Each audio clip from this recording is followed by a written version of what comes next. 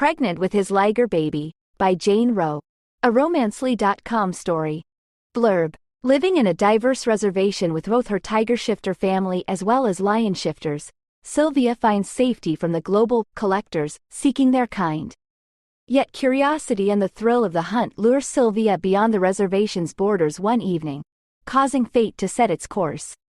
She unexpectedly runs into a mysterious and captivating lion shifter, Micah, and an immediate spark ignites between them that neither can deny. Their secret nocturnal meetings deepen their connection, hidden from prying eyes. And as their bond quickly grows, a miracle occurs. Sylvia is pregnant with the first Liger baby, the first of its kind in ages.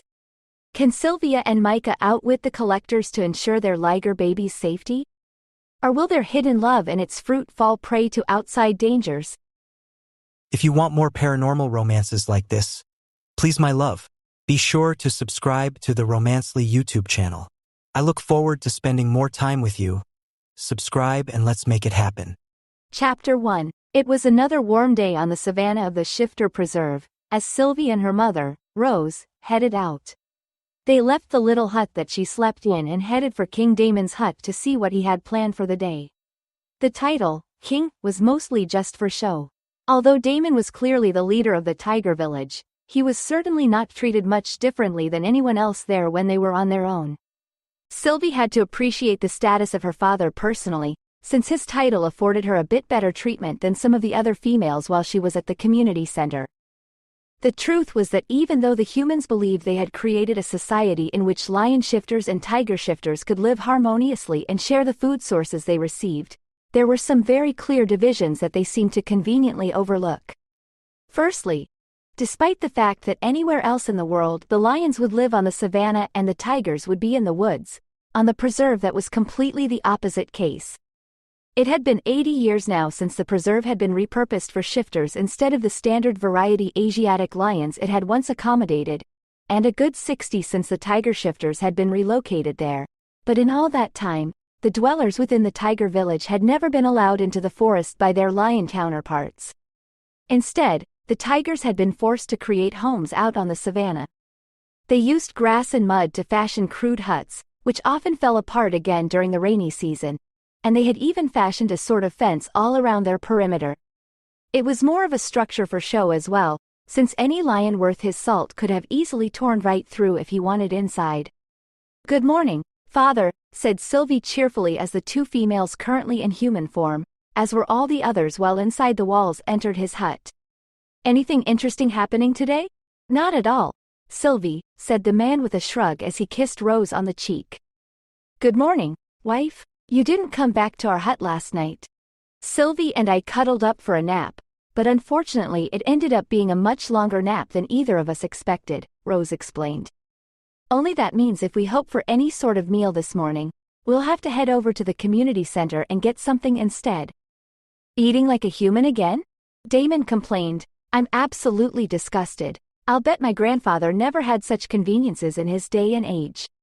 "Yes, Father, but your grandfather also wasn't in any position to be able to," Sylvie pointed out.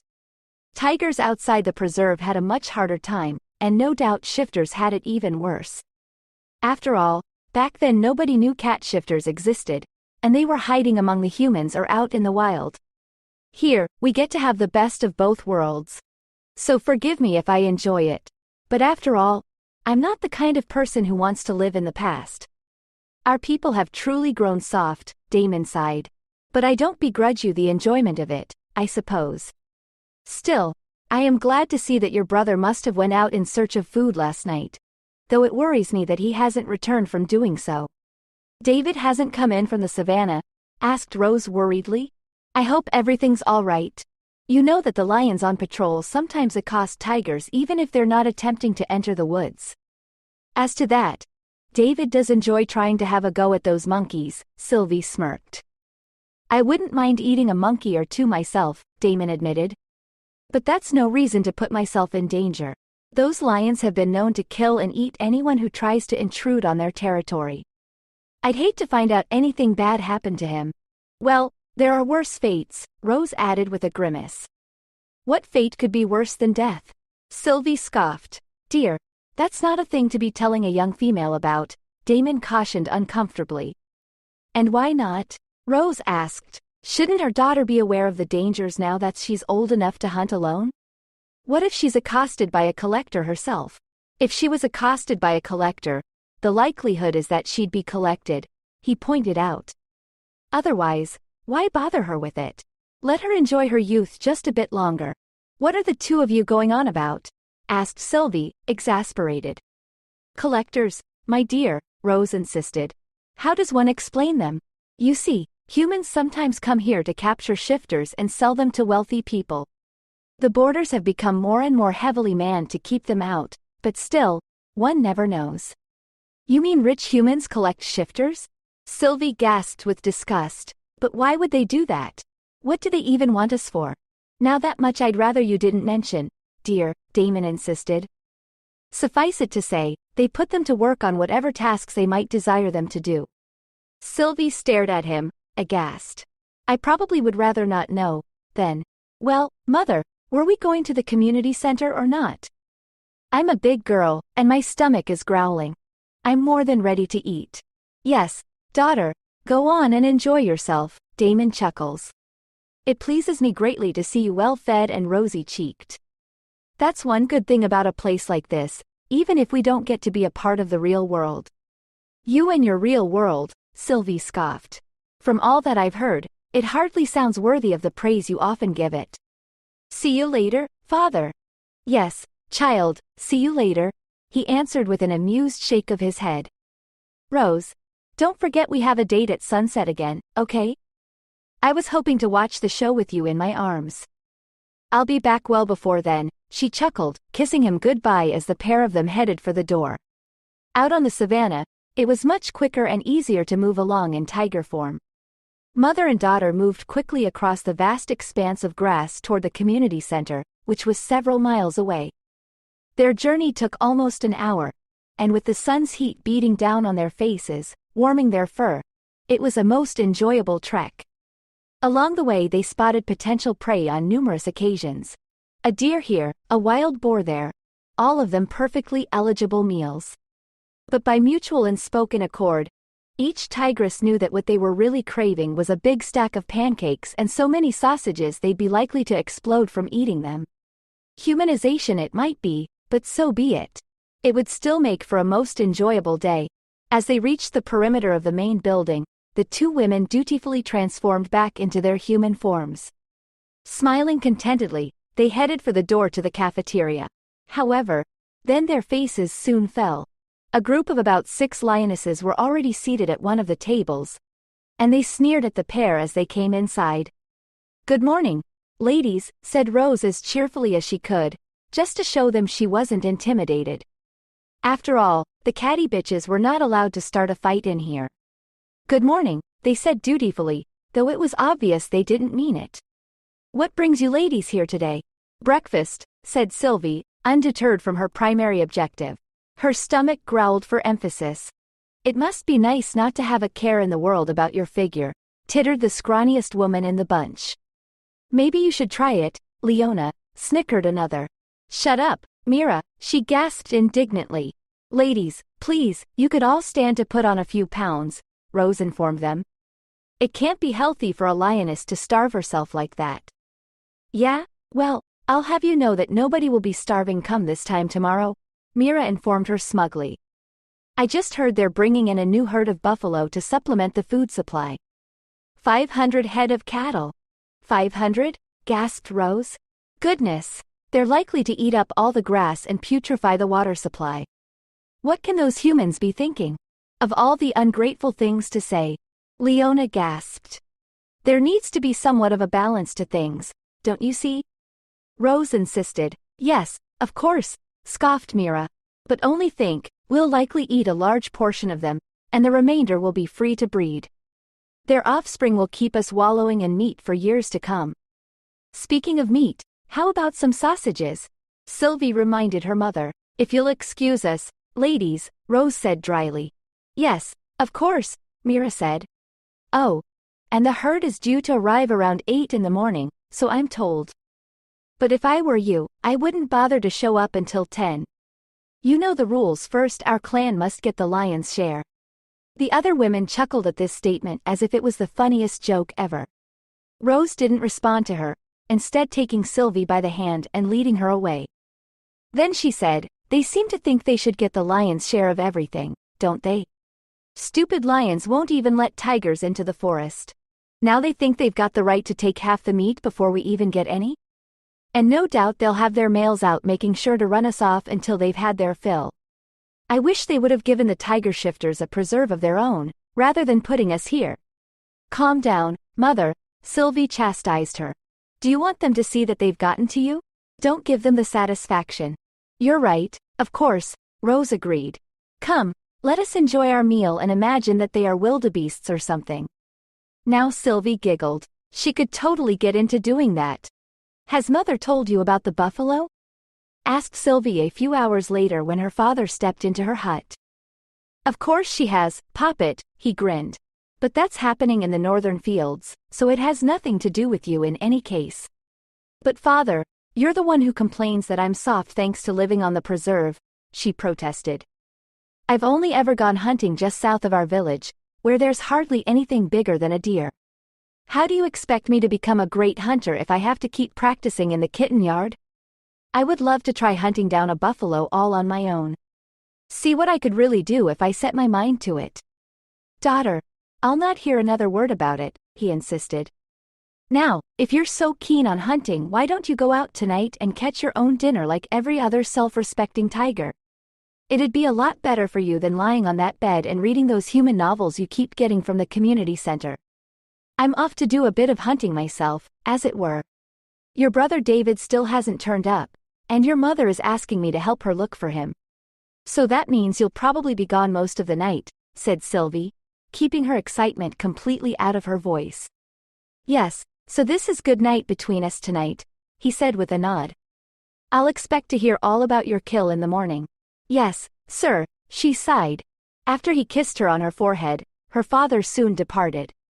She waited a good 10 minutes to make sure he wouldn't see what she was doing, her heart thumping hard the entire time. He thought she was just a cub? Well, she'd show him what she was really made of.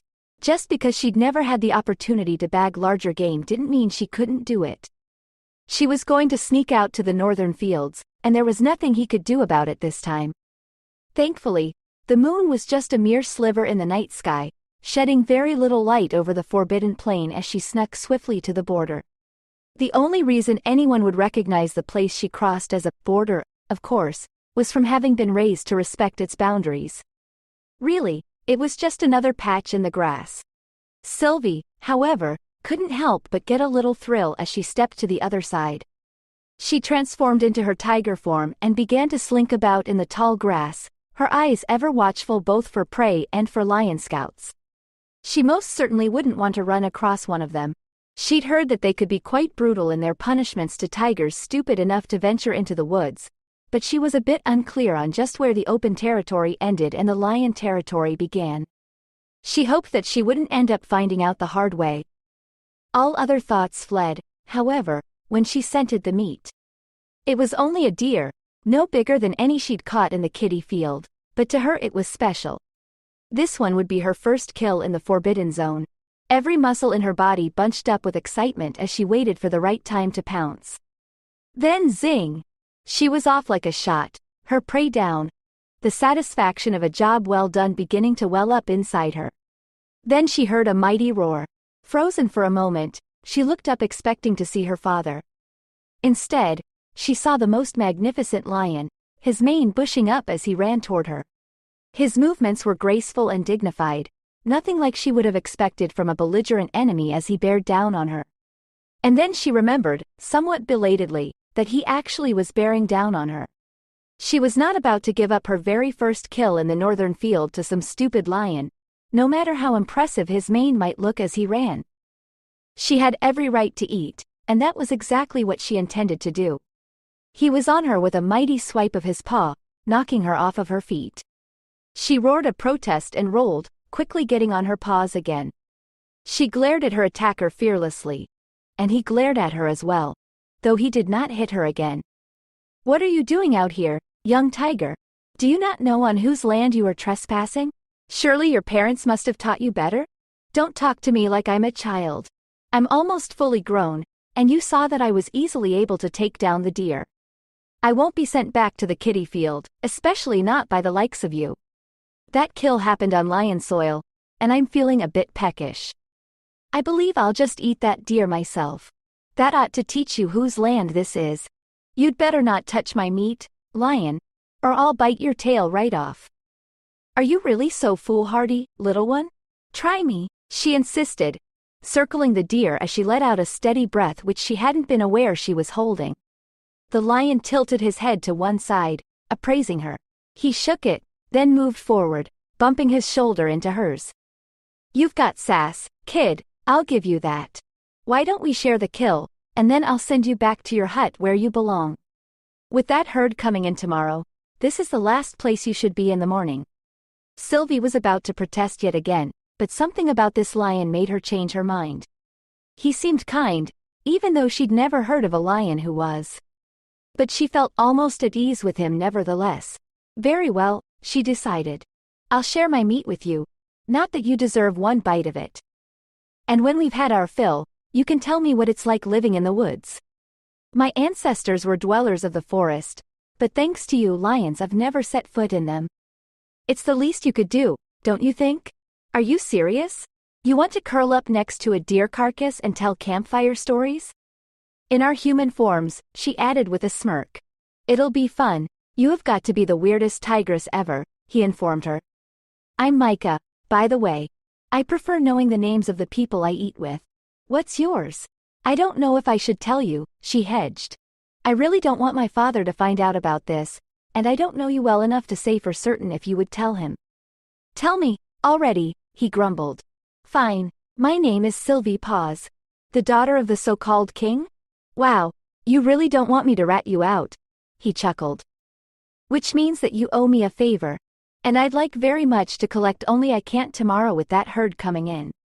But maybe tomorrow night? I don't suppose you're brave enough to sneak out again?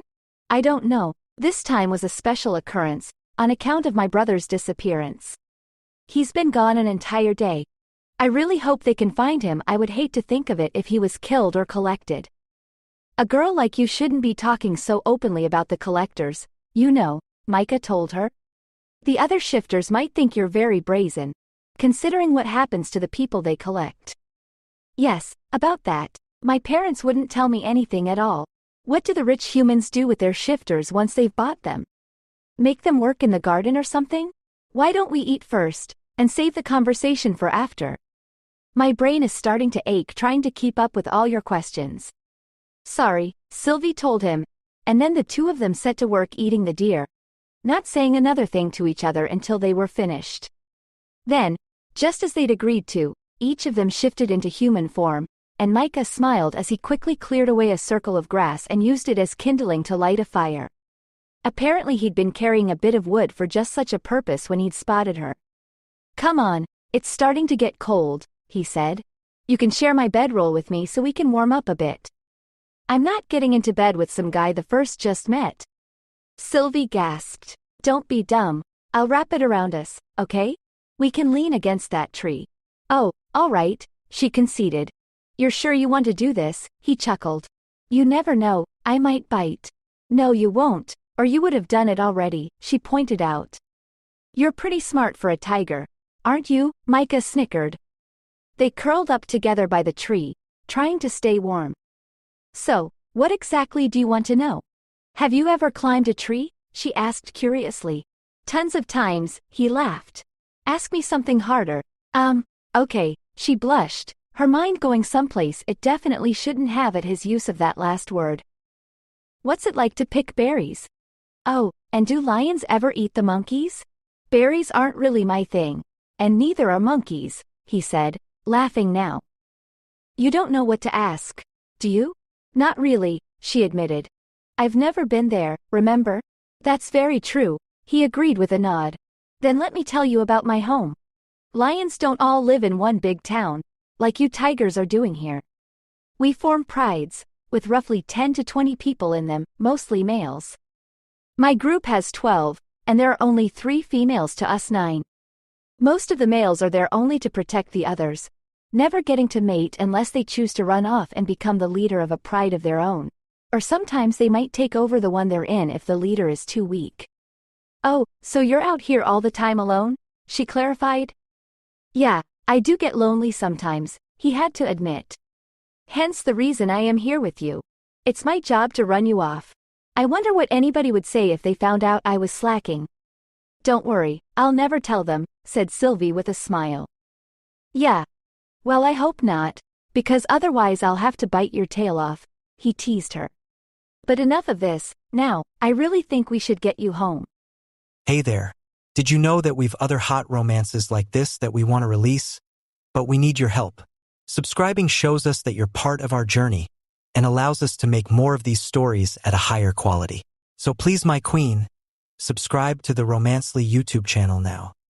Thanks. Now back to your story. Chapter 2.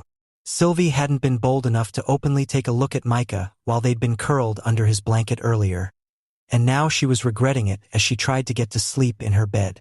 She'd managed to get away with her little outing, since her parents appeared not to have returned to check on her while she was gone. She couldn't believe she was laying there thinking about a lion. Of all things, most of the male lions never came to the community center. Their attitude tended to mirror the one her father had about it was making the young people soft and dependent on the humans to keep them alive. He believed they would be better off back out in the real world, except the forest their people once called home wasn't even there anymore. Now, it was a human housing project instead. But even though she hadn't looked closely at Micah, there were still a few traits he'd share with his fellow lions that she could count on. Golden brown eyes, sandy-colored hair, high cheekbones.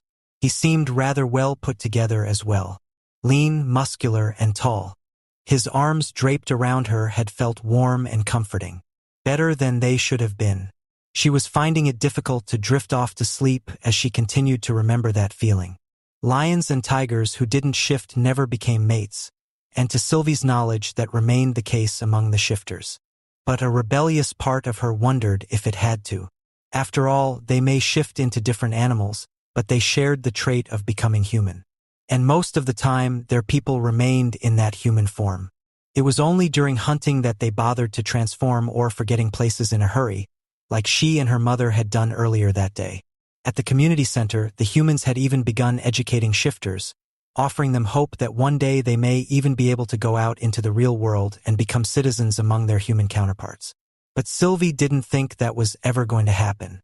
Not when the shifters had become so valuable to the collectors, for whatever it was they wanted them for. What was to say they wouldn't next want to collect an educated shifter and collect them right out of whatever job they'd managed to land? It was hardly worth taking the risk, in her opinion. And another thing, how did she go from conceding to share her meal to suddenly owing him a favor? She knew she ought not to have told him who she really was. Now, she would have to sneak out again tomorrow night, and she had no idea how she was supposed to pull it off. She could always not go, but then she ran the risk that he would tell her father the whole story. And while she didn't really think he would actually do it, she couldn't really afford to take that risk. When she finally managed to drift off to sleep, Sylvie had a sex dream.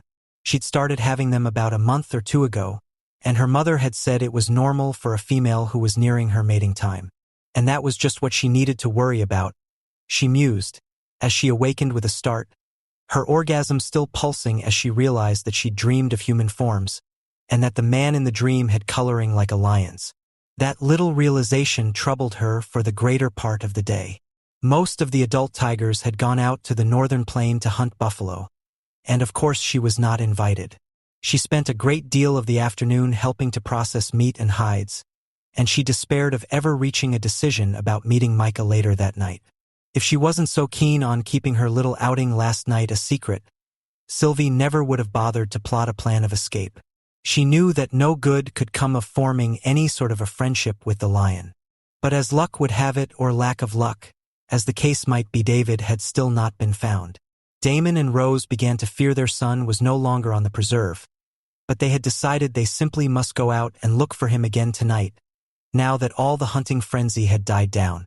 "So, how did your little hunt go last night?" asked her father as he and her mother were preparing to go. "You never told me." I caught a deer, Sylvie shrugged. I'm so full. I probably won't go out tonight at all. Well, that's good, he grinned.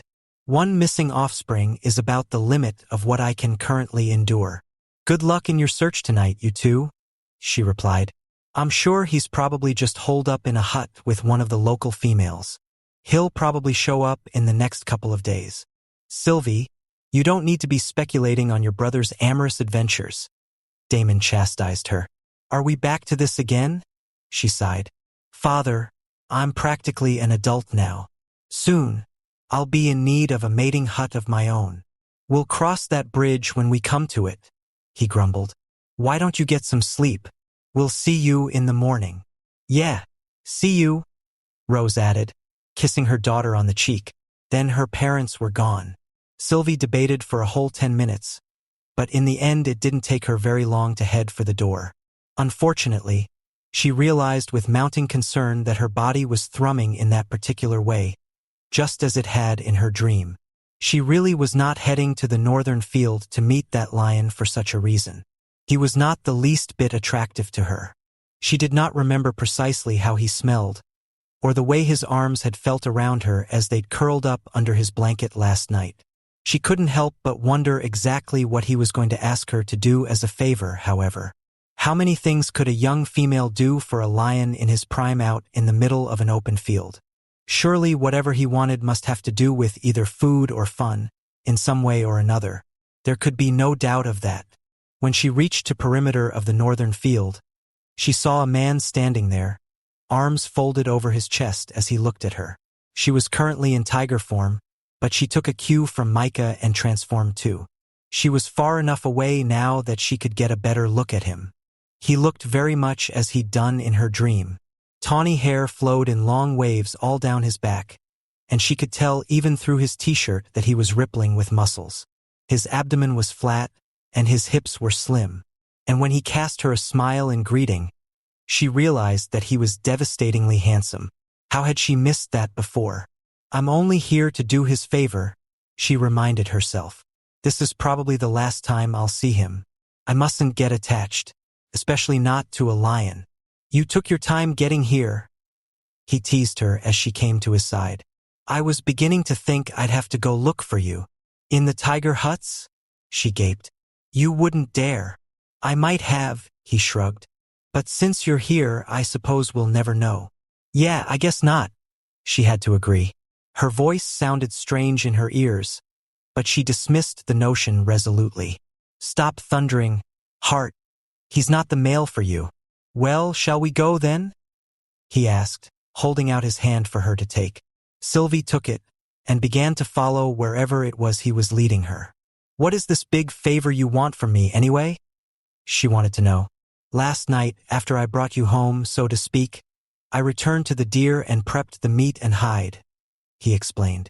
I would hope for nothing less, she said with a nod of approval. The two of them stepped into the little campsite they'd made before, and she saw the pelt neatly stretched onto a wooden frame, and a large leather bag with the lingering scent of fresh meat at its side. But what has that got to do with me? I want you to carry the meat while I bring the hide, he explained. I find it unwieldy doing both. Carry it where? She asked warily. Only to my great-grandparents' hut, he reassured her. They've grown too old to hunt, and they live on their own at the edge of the forest. And don't worry about being attacked along the way. No one will bother you since you'll be there with me. The edge of the forest? Sylvie repeated breathlessly. Surely, without his escort, she would never have been able to go so near. Excitement and curiosity welled up inside her as she couldn't quite stifle a grin. Yes, he smirked. Your naughtiness these last 2 nights knows no bounds. Come along. I'm sure those two will be very glad to receive your gifts. And don't worry, my grandmother is far too old to be as catty as the young females can be. I've heard some of the things they say to the tigers, and I must say I don't share their sentiments at all. Sylvie laughed as they started to walk. Why are you being so nice to me, Micah? You know our people don't get along. Because shifters should be more intelligent than their merely animal counterparts, he insisted. Because our human side has the capacity for something more. We should know better than to treat each other so poorly. Wouldn't it be much better if our people could manage to get along? That's a pretty tall order, Sylvie observed, and not one that would be easily accomplished with the lionesses I saw the other day. Their attitudes would have to change drastically before we'd ever manage to have a meaningful exchange. Micah sighed. Yes, I don't doubt it, he agreed. Sometimes I wish I could start a new pride with only like-minded lions who would treat tigers with respect just as they would treat us in return. It must be wonderful to live so peacefully together like your people seem to do. Oh, we have our differences here and there, Sylvie shrugged. In the wild, of course, tigers are not very social at all. It's mostly our higher, human side that allows us to get along, as you say. We have the intelligence to know better. He gave a grunt of appreciation, and then the two lapsed into a companionable silence as they continued together across the plain. It was much farther to walk this way than it was to walk to the community center, Sylvie noted as they continued along. Took them nearly an hour to get where they were going. Here we are, said Micah as he topped a rise. A small, neatly made hut came into view. It had electric lights shining in its windows, and Sylvie glanced over at the generator at its side in surprise. They have power, she said, cocking her head to one side. Why? They're not part of a pride, he said with a shrug. They can pretty much do whatever they want. I see, she said with a nod. Micah, is that you? Called a woman's voice, and then an elderly woman stepped out the door. Oh, and you've brought a female along with you? I wondered if you'd ever get around to doing that. Oh, no, it's not like that, Sylvie gasped. I'm just tagging along to bring you this meat. We shared a deer last night, and this is the remainder. Hello, grandmother, Micah said, kissing her on her withered cheek. Micah's great-grandfather stepped out as well. A young tigress? You're sharing a kill with us? Now, why would you be doing that? It's a long story, sir, said Sylvie with a blush. I mean, I know normally a tigress would never do that. But well, when Micah told me about you two out here on your own, it sounded like a really nice thing to do. Very commendable of you, he replied. I wish more young people today would try to be so kind. Sylvie, this is my great-grandfather, Jeremiah, and his wife Naomi, said Micah then. They have been on this preserve so long. They can even remember when the tigers first arrived. You all have biblical names, she observed. Well, yes, ours were given to us by the humans, of course, back when they discovered our ability to shift, Naomi explained. But I decided to name all my children in the same way, and as you can see, the tradition carried on. Did you have another name, then? Sylvie asked curiously. I mean, besides the one you were given by the humans? Only my pride name, she smirked. That I only share with people very close to me, you must understand. Yes, of course, Sylvie nodded. The two of you simply must come in for a spot of tea, she said then. But Naomi, it's the middle of the night, Sylvie pointed out. Tea has no time clock, she protested with a smirk. Unless you'd rather not? Oh no, I'd love a spot of tea, Sylvie agreed with a grin. I'm fascinated to hear all your stories about the humans and the preserve. You must have so many. Yes, and not all of them good, she agreed. But I believe I'll save the horror stories for another time. I do hope you'll come to see us again. I don't know, really, she admitted. It was awfully difficult to get away, and I'm only here because Micah protected me along the way. I suppose that would have to be up to him. We can discuss it later, he said. Sylvie couldn't tell what he was thinking, and it made her blush. Visiting his family once was a friendly gesture. But if she continued to do so, wouldn't that be a part of something more? She didn't really know how that sort of thing worked. They spent several hours inside the little hut with Jeremiah and Naomi, and Sylvie learned a great deal more about the preserve, humans in general, and even a bit more about the collectors. You mean to say you were part of a collection once? Sylvie gasped. Both of you? Yes, briefly, my dear, though we managed to escape, said Jeremiah with a frown. But that was before they'd invented the collars, and our collector didn't try to mate with us, either. They at least gave us some dignity. Not like these depraved people who capture our people these days. Grandfather, I'm sure Sylvie doesn't want to hear about the collector's depravity, Micah admonished him. She hasn't quite reached estrus. I doubt anyone's explained just what goes on once a shifter is stolen from here. Hasn't she then? He asked. I thought I detected a slight scent coming on. Oh well, then I suppose this will be your first. Have any of the young tigers been paying you more attention than before, my dear? If not, it should be happening soon. Micah scowled deeply, hearing that. Sylvie couldn't help but wonder why. She felt her abdomen constrict into a tight coil, and some part of her became repulsed at the idea of the young males making such attempts. It was almost as though a cord connected between her and Micah, drawing them together, and all she could visualize was the way his arms had encircled her the night before. No, sir, none of the young males have said anything, she said, though I imagine that may be partly because I'm Damon's daughter. Ah, so we are in the presence of a princess, Naomi chuckled. And a very kind and lovely one at that. Sylvie, I'd like to offer you one word of advice, if I may. Sure, she said. No matter what happens, you must always follow your heart, she said, glancing meaningfully in Micah's direction. Remember that you're not just a tiger, you're a human as well. Sylvie blushed, realizing what the woman was trying to say. She couldn't look at Micah in that moment, and then he cleared his throat. Well, I suppose we had better get going, he said. It's a long walk back to Tigerlands, and I wouldn't want anyone to notice you're gone. Surely we wouldn't want you to get into trouble for this little outing, would we? No, not at all, she agreed, getting to her feet. Then she bent and gave Naomi a kiss on her cheek, and Jeremiah one as well. I really enjoyed meeting you two. Thank you for the tea. You may call me by my given name next time, if we should meet again, Naomi told her with a smile. It is Emrys. Tears sprung up in Sylvie's eyes when she told her that. It was such a personal thing to give someone your cat name. She replied, I'm honored, Emrys. My name is Emyao.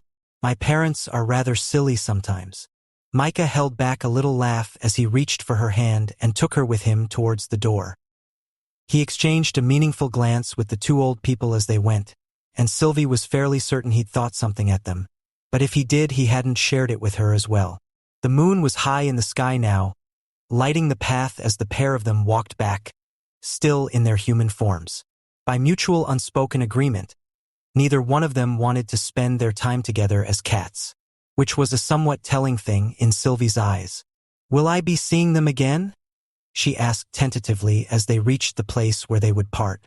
Do you want to see them again? He asked softly, awkwardly. His grip on her hand tightened and he pulled her subtly closer to his side. I think so, yes.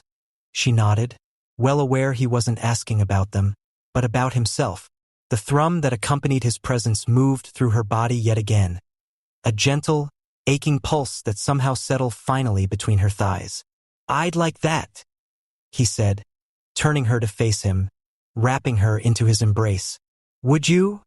She asked breathlessly. Very much, he said.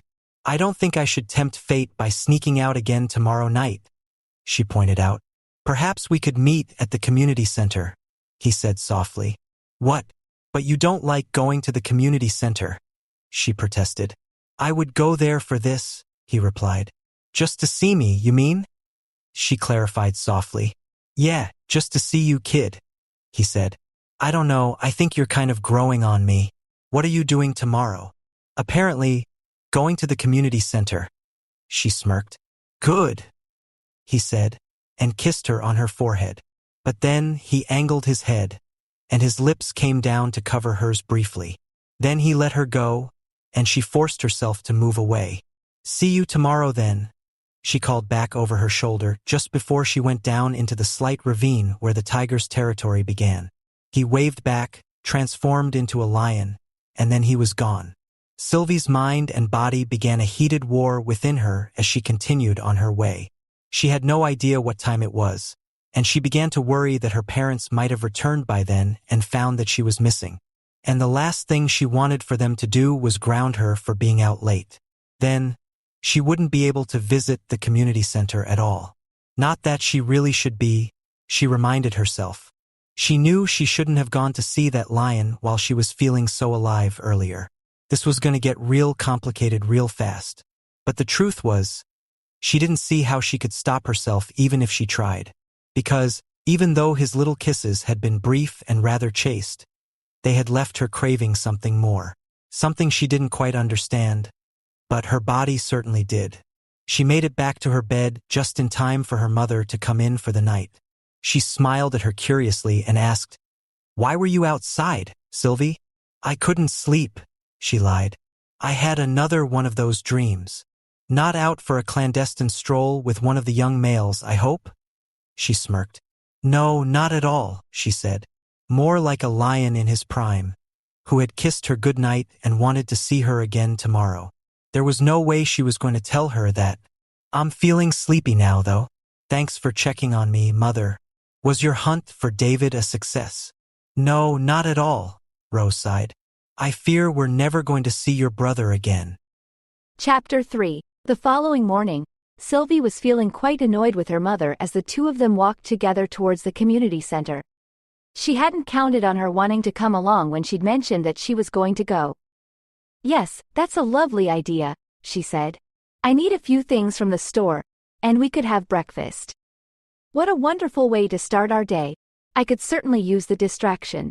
She probably should have felt guilty when she heard her mother say that. After all, her brother had already been missing for 3 days, and she'd barely even spared him more than a thought or two.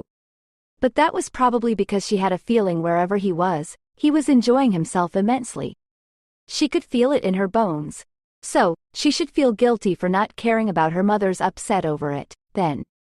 Regardless, the last thing she should be feeling as they headed toward the entrance was irritation that Micah would be there waiting, and see her come in together with her mother. Would he still talk to her? Would he completely turn away, and never contact her again? She had no idea what he was likely to do when the two of them arrived. He was sitting at a table near the door, nowhere near the 5 lionesses who kept trying to catch his eye. He spotted her, and their eyes met and held. Only after he seemed to drink in the sight of her did his gaze flicker over to her companion. "Is that your mother?" he asked. "Now I see where you get your good looks." "Stop. I'm sorry, she decided to come along to shop when I told her where I was headed. I really did want to spend time with you. But, come to the garden while she shops, she'll never think that's odd. There are so many people there, though. Just meet me there, meow," he teased. "How unfair I don't know your cat name, Micah. Are you going to tell me? When you come to me in the garden, perhaps," he said. "But not before then. What are you and that lion talking about, dear?" Rose asked her then. "Lion?" asked Sylvie nervously. "What lion?" "That rather handsome one upon which your eyes are currently trained so intently," she replied. "Oh, I hadn't seen him," she lied. "I was just spacing off. Sorry. Well, let's get something to eat," Rose said then. "I think I'd like to go out to the gardens while you shop," said Sylvie smoothly. "I'm just really in no mood to be indoors on such a lovely day." "That's fine, darling," she said with a nod. "But I warn you, I may be in there for quite a while. And you'll probably need to help me carry back some of the things later." "Fine by me," she replied as she forced herself to stop looking at Micah. "Oh, Princess, I'm so glad to see you are here today," called Leona from her table. "I'm glad to see you survived your trip into the northern plains last night." Sylvie froze, and she saw Micah thinking at Leona out of the corner of her eye. Squaring her shoulders, she replied, "I'm sure you must be mistaken. I wasn't anywhere near the northern plains last night." "You're sure?" she asked, nervously glancing as far from Micah as possible. "Perhaps you're right. It must have been another tigress." If Rose was aware of the interplay that Micah had in that conversation, she never let it show on her face. In fact, if anything, she seemed too placid for her usual demeanor, and her only words at all were, "Well then, ladies, good morning. We've things to do today." "How rude!" Mira gasped as Rose grasped Sylvie by the arm and pulled her along to the ordering counter. "Can't abide those catty women," she muttered. "Let's eat." After they ate a meal in which each of them was distracted for different reasons, Rose kissed her daughter on the cheek and headed off to the store, leaving her to do as she wished. Sylvie saw that Micah had already left, so she headed for the door, knowing right where he was likely to be. "Sylvie?" called Leona before she could get past her. "Yes?" she asked, stopping in mid-stride to look at her. "What's going on between you and Micah?" she demanded. "He never comes to the community center, and now all of a sudden he's here and threatening me if I don't leave you alone.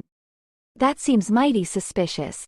"I don't know what you mean," Sylvie shrugged, and she continued on her way. She walked past the store and the beauty salon, and cut through the rest of the row of little buildings to reach the gardens which lay beyond. Micah was waiting for her. "There you are, my beauty," he said into her ear as she joined him, making her blush. "Be good, Micah," she chastised him. "People are watching and Leona has already noticed, too. Somehow I don't think any of them would approve if we were to do anything more than talk." "Did you want to do more than talk?" he inquired in a husky tone, still not moving away from her ear. "Of course not," she lied. "It would be such a bad idea." "I didn't ask what they wanted," he pointed out. "Come, let's go into the library." "Why would you want to go in there?" Sylvie wanted to know. "There's a great place in the back where we could discuss all this," he said suggestively. "Why do I think you discussed something there before?" Sylvie asked with a smirk. "Does that bother you?" he teased. "That I would know what I was doing?" "No," she admitted, taking his hand. "I kind of like that." "Good," he replied, as they walked together through the garden and made a beeline for the library. Sylvie realized that the thrum had just gone into overdrive. Her body was singing at the feel of Micah's large hand encircling her smaller one. She couldn't wait until they reached the secluded place of which he spoke so she could get a proper taste of him at last. It seemed like Micah felt the same way, because just as soon as they were hidden among the tall rows of shelves, he pulled Sylvie into his arms. He nuzzled his nose into her hair, drinking in the scent of her. "I had a dream about you last night," he admitted as he dragged his lips over her forehead and her eyes. "Oh no, it's about to get hot, but we can't put this on YouTube as they don't allow it. I'm sorry. But check the description of this video to join the Romance Audiobook Insiders for free and get details on how you can get the steamy scenes in future." Okay, back to the story. "You still didn't tell me your name," she reminded him, trying to break the tension between them. "Baror," he said as they began walking again. "It means protector." "I see," she smiled. "And you are, too, aren't you? You're a very great protector. Of your pride, of your great-grandparents and even of me, really. You wanted to protect me today from Leona's tattling." "I always protect the things I care about most," he said as they stepped into the garden again. Rose was watching the pair of them as they walked, and they were glad they had opted not to hold hands again as they came out of the library. Sylvie smiled as she rejoined her mother. "That was an interesting book, sir," she said. "I'm glad that I came to see it with you." "Anytime, Miss Pa," Micah said, and she easily caught the merriment in his eye. "Weren't you the lion we saw in the commissary earlier?" asked Rose curiously. "Yes, I believe so," said Micah. "Good day to you, Mrs. Pa. Or do you prefer Majesty?" "God, no. I get enough of that from the humans without you starting in," she replied. "You've got a lot of things here," Micah said then. "Shall I help you carry them to the border of Tigerland?" "Would you?" she asked gratefully. "That would be so nice. I'm so worried about my son. I suppose I went overboard. He's been missing for several days." "Yes, your daughter mentioned that," he nodded, and Rose cast them a curious glance. "How long have you two known each other?" she asked as they began to walk with all the bags. "We met in the garden," Sylvie lied. "I guess he thought I was staring at him, too. I had to tell him I was daydreaming about a book I wanted to read. That's why we went to the library." "Oh, I see," she nodded. "It's just that you seemed so familiar as you were headed back. I thought you must have spoken sometime before." "No, ma'am, but we were certainly enjoying the conversation just then," said Micah with a smile. "Your daughter has a keen wit. A most refreshing trait for me. You must know how tiring it is, dealing with lionesses of Leona's ilk all the time. I confess, I only ever return to the Pride if I must, just to avoid her whenever possible." "Now that I can believe," Rose replied with a roll of her eyes. Because of the number of bags on their arms, none of the three could return to cat form as they stepped out of the community center and out into the fields. The rest of the walk was spent in cheerful conversation until they'd reached the little slope that would take the two females back down onto Tigerlands. "Thank you so much, Micah. Who would have ever expected such a polite lion as you are?" "Well, yes. Unless of course you try to enter the territory I'm sworn to protect," he shrugged. "If you did that, I might have to bite off your tail." Her brow shot up in surprise. "Sylvie told you that, right? That saying?" "Yes, I believe so," he agreed. "She made it up when she was a small cub," she chuckled. "I'm not surprised you've heard it already. She says it all the time. Anyway, thank you kindly for all your help. Do enjoy the rest of your day." "Good day to you. As well, ma'am," he said with a bow of his head. "See you tonight, kitten?" "I hope so." "Gee, goodbye, Micah," Sylvie said as she stepped away. Asterisk, asterisk, asterisk, asterisk. The rest of the day went by in a blur as Sylvie continued to wonder if she'd be able to sneak out to see Micah that night. Her body ached all over, and in her mind she kept replaying the way it had felt when Micah had touched and kissed her. But all that did was make her feel even worse or better, depending on one's perception of such things. Sylvie couldn't make up her mind which of them it actually was. More than once, she caught her mother watching her with a speculative look on her face. She knew what the woman must be wondering, and she would be right. The attraction between Micah and herself was too readily apparent to anyone who had seen them together. It had been apparent that morning, when she had seen the pair of them staring at each other as they entered the commissary at the community center. She wasn't stupid, she had to have worked it out. The only real question was what she thought of it. Sylvie couldn't really tell if she was pleased that her daughter had found someone to make her happy or upset because he happened to be a lion. She knew beyond a doubt that she wasn't going to impart the news to her husband at this point, or there would probably be hell to pay.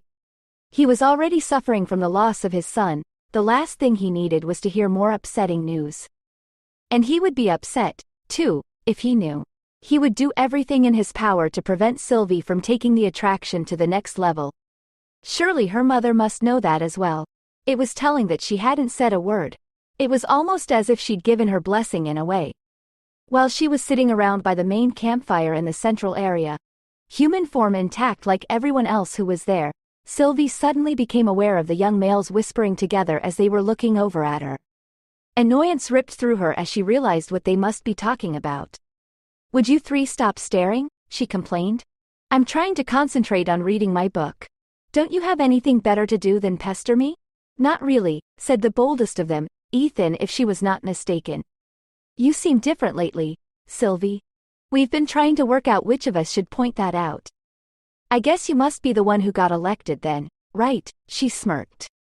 Feeling a bit cocky now, he said, "Well, yeah, I guess you could say that." "I'm not quite sure why you think I'd choose any of you at all," she pointed out. "You're just boys, aren't you? Why wouldn't you expect I'd rather have a male in his prime instead? One who is more experienced. Is that what you've been holding out for?" he asked, puffing out his cheeks and giving a deflated sigh. "That explains a lot." "Good," she said with another smirk. "Then if you don't mind, I'd like to get back to my book now." "Wait," he said then, moving to sit next to her. "Just because I'm young and untried doesn't mean I couldn't be good at it." "How do you know if you won't even try?" His persistence was somewhat unnerving, she decided, because all she wanted was to go out and meet Micah in the grass in another few hours. Yet, she knew that she probably should be considering him instead of dismissing him out of hand. After all, he was a tiger and Micah was not. By all rights, she should be paying much more attention to him.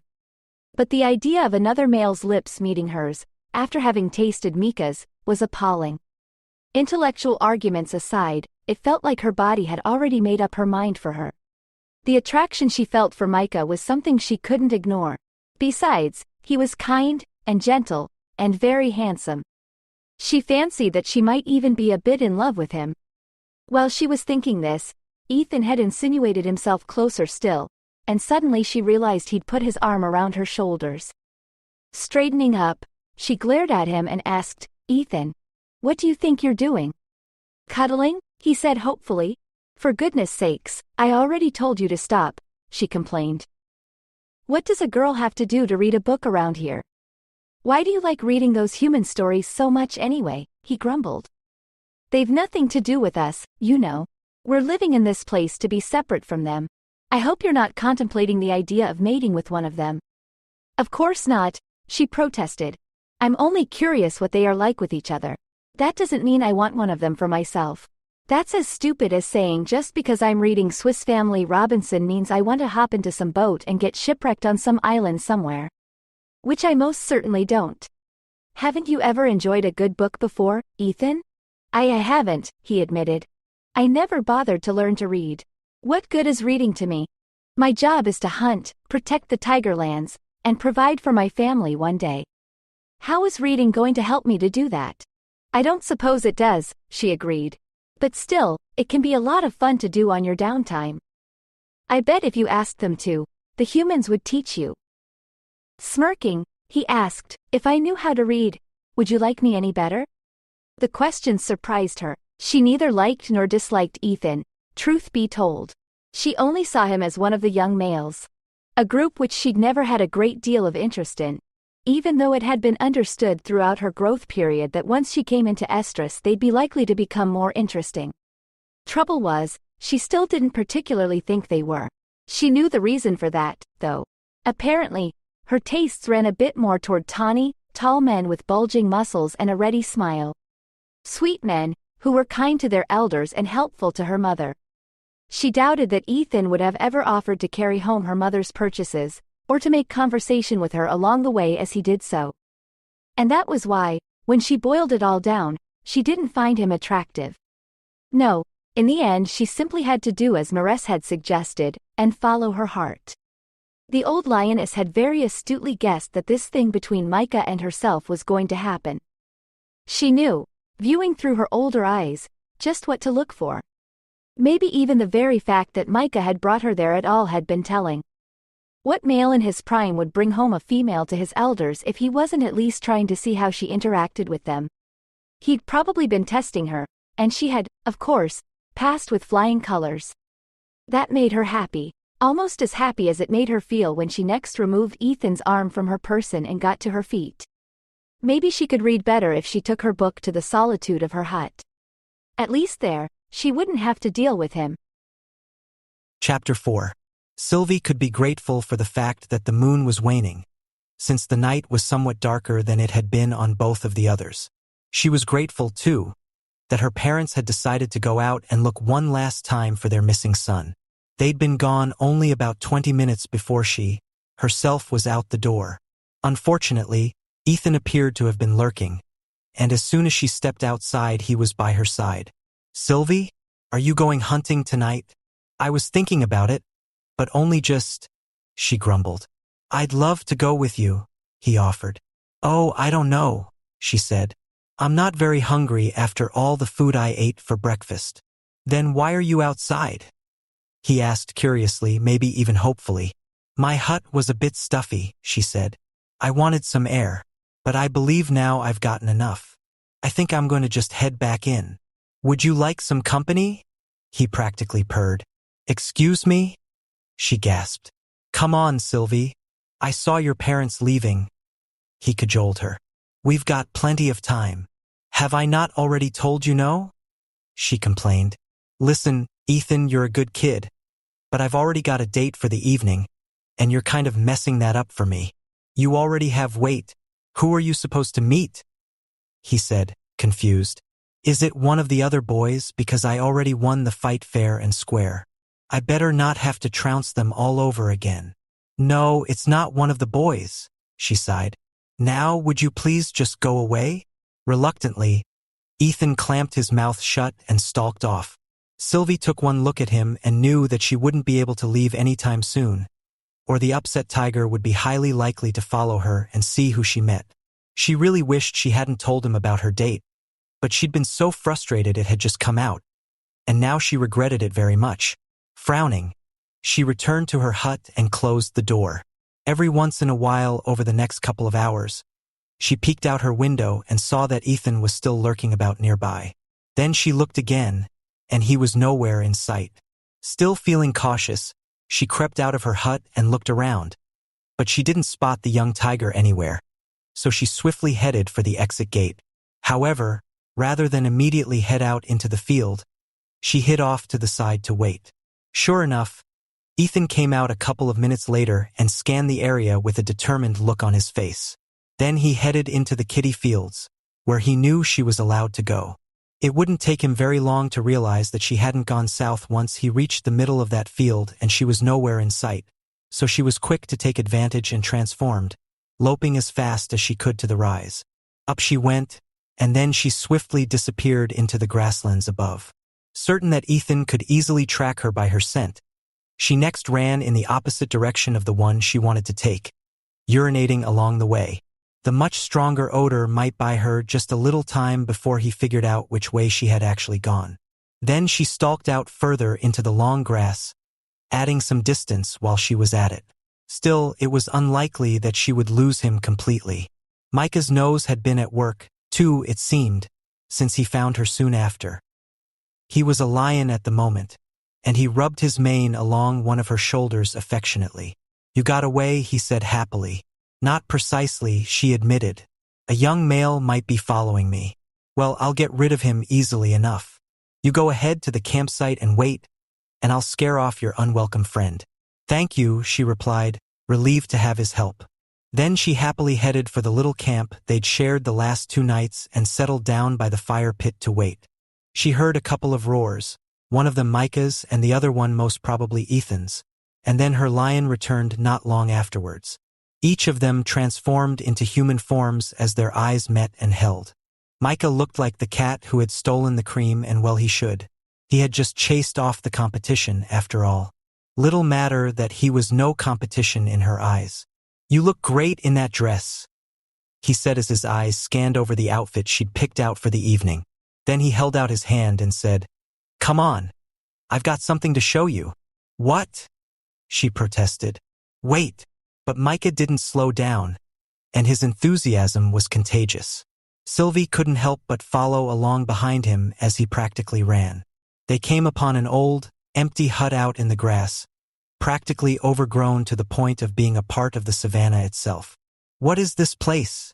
she asked curiously. "No one's been in here for some time," he explained. "You can tell by the smell. I think it must have belonged to a solitary tigress before." It's a mating shack," she gasped, her face going red. "I thought you might like it." He smirked as he ran a finger down her spine softly, suggestively. It was the sweetest gesture, him bringing her here. She turned to face him, her eyes bright with emotion. "Very much," she admitted, and her voice was breathless and intense. Micah reacted to it by yanking her into his arms, kissing her soundly. All the while they kissed, he reached down and opened the latch, practically carrying Sylvie through the door. There was a little cot inside, freshly stuffed with soft, sweet-smelling grass. She knew he'd done it himself. It made her want him even more. Grinning broadly, she threw herself down onto the little bed and crawled around, making it comfortable before turning to look up at Micah invitingly. He laughed at her. "Kitten, you're a bit overdressed for that sort of a bed, don't you think?" he asked as he pulled his shirt over his head and tossed it aside. Hi there. Unfortunately, we've had to take this steamy scene out as it's against YouTube's terms of service. If you don't want to miss out on love scenes in future stories, check the description and join the Romance Audiobook Insiders for free for more info. Okay, back to the story. After she had begun mating with Micah, he had told her that he doubted they'd ever have any children, that because of the differences between natural lions and tigers, such a birth never occurred in the wild, and among shifters such a thing was unheard of as well. However, about a month later, a blissful month of clandestine meetings by night and polite exchanges by day at the community center, Sylvie was beginning to suspect that he was wrong. She felt different, like something monumental was going on inside of her. Something she wasn't sure was a very good idea. She went to the vet by herself, not wishing to say anything to Micah until she was sure. She supposed if she was pregnant, they could always live together in their little hut, since it was likely the other tigers would force her right out of their village. "You're very right, Miss Paws, about your condition," the veterinarian told her. "You're carrying just one cub, but she seems a bit bigger than I'd expect for the time you say has passed. But, going by your reported time of activity, I'd say you've got roughly 2 months to plan for your baby's arrival. You'll begin to show very soon, and you should try to remain in tiger form as much as you can during that time. It helps make the birthing process easier if you do. Doctor, there's one more thing, she said. Will there be any kind of complications associated with birthing a Liger cub? Her face fell for a moment as she took this in, and then she grimaced. Do you have any idea what kind of trouble that's going to cause? Well, we both thought, we didn't think we'd ever make a cub together, she explained with a blush. I'm as shocked about this as you are. And the father? She asked. I haven't mentioned this to him, she explained, but I know he'll be pleased. We've become very close over the time we've spent together. I can't imagine him being anything else but pleased. All right, I have to tell you this up front. What you're saying to me now, it's unprecedented. We'll have to watch you carefully and monitor your cub. We may need to move you to the community center just to keep you well, to make sure nothing bad happens to you. You mean to keep me safe? Sylvie nodded. From the other shifters. I understand that, but I won't come unless Micah can be here too. Yes, of course, she nodded. I would never exclude your mate unless that was your wish. Thanks, she smirked. What for? For calling him my mate, she grinned.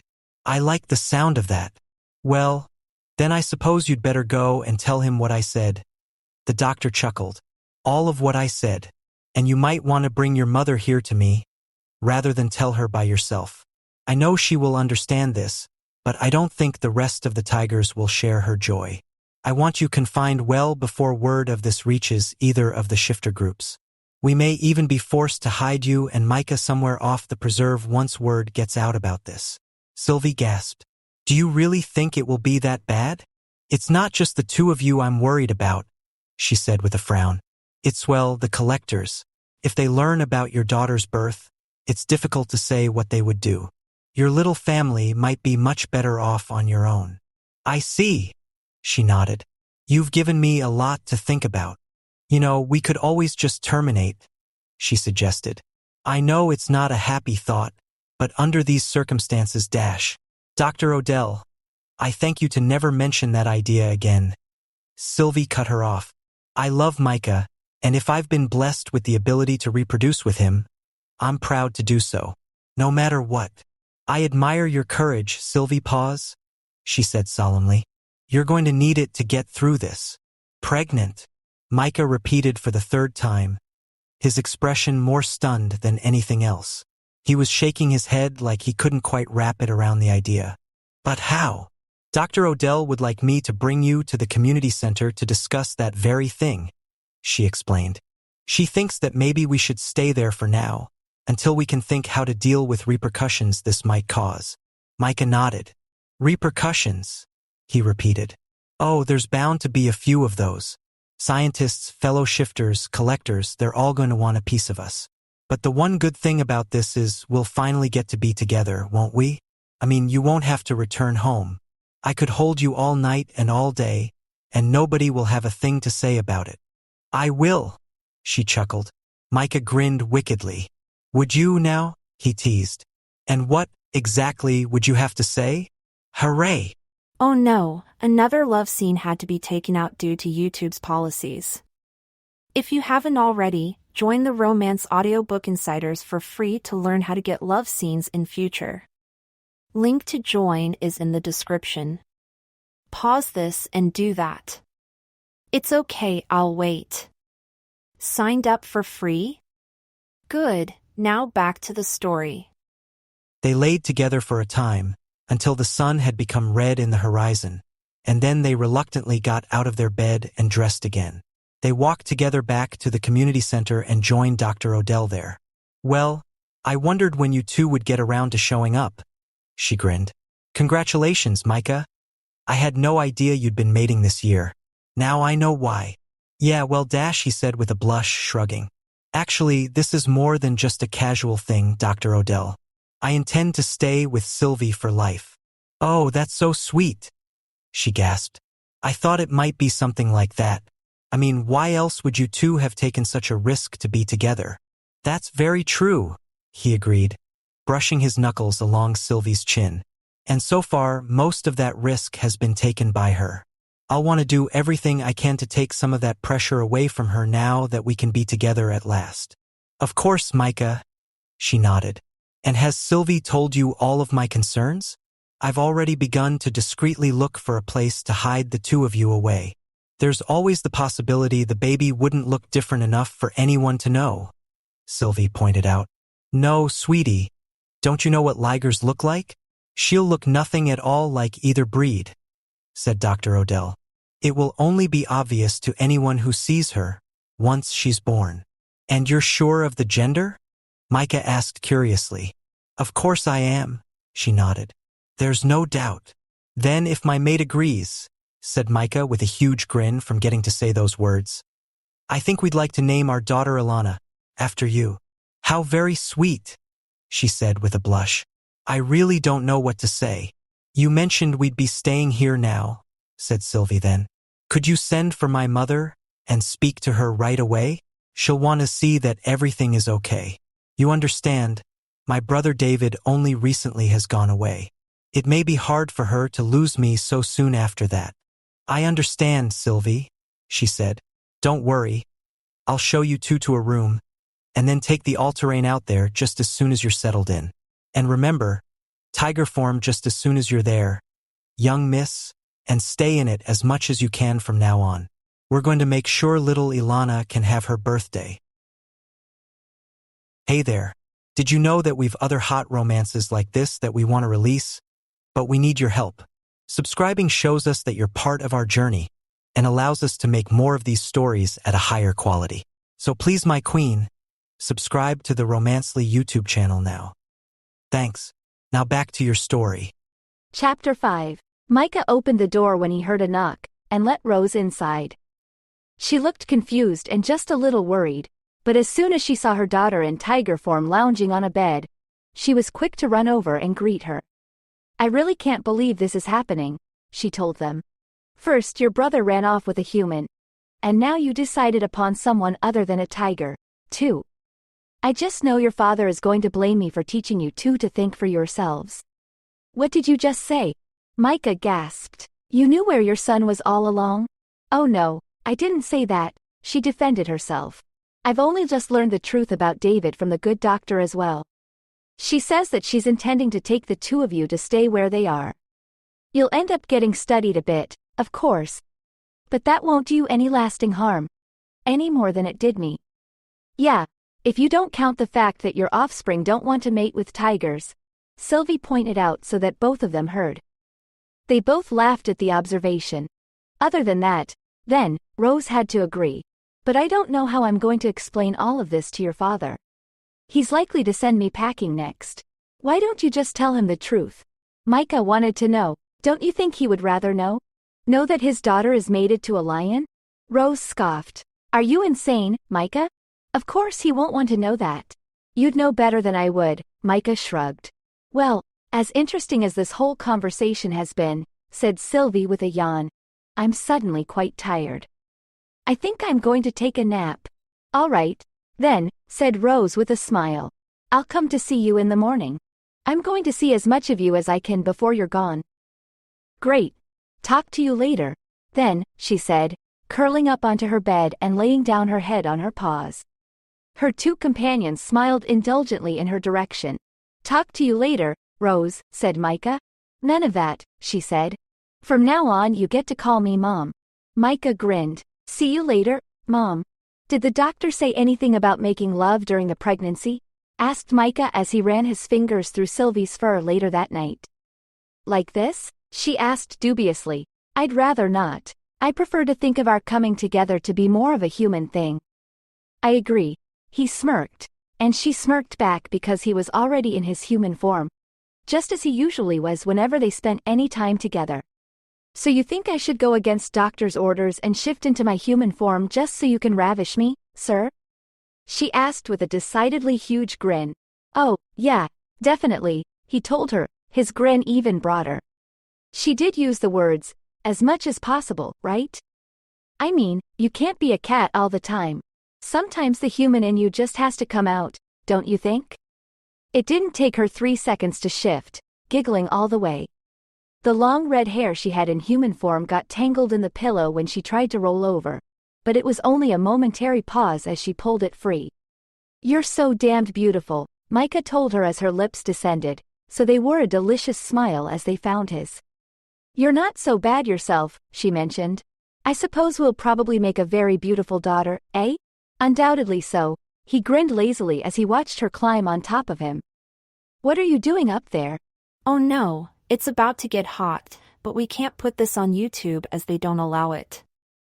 I'm sorry. But check the description of this video to join the Romance Audiobook Insiders for free and get details on how you can get the steamy scenes in future. Okay, back to the story. The following morning, just as she'd promised, Rose came to see her daughter and Micah. They spent the morning together watching the television that had been in the room. Because they were usually out in the savannah, or in Micah's case the forest, watching the moving pictures on the screen was a relative novelty for them, so they were having lots of fun. That was, of course, until they heard a knock on the door. Thinking it was likely to be Dr. Odell, Micah cheerfully headed right over and opened the door. A fist landed right in his face, laying him flat on the ground. "Damon!" Rose exclaimed, running to Micah's side to make sure he was all right. "What the heck is the matter with you?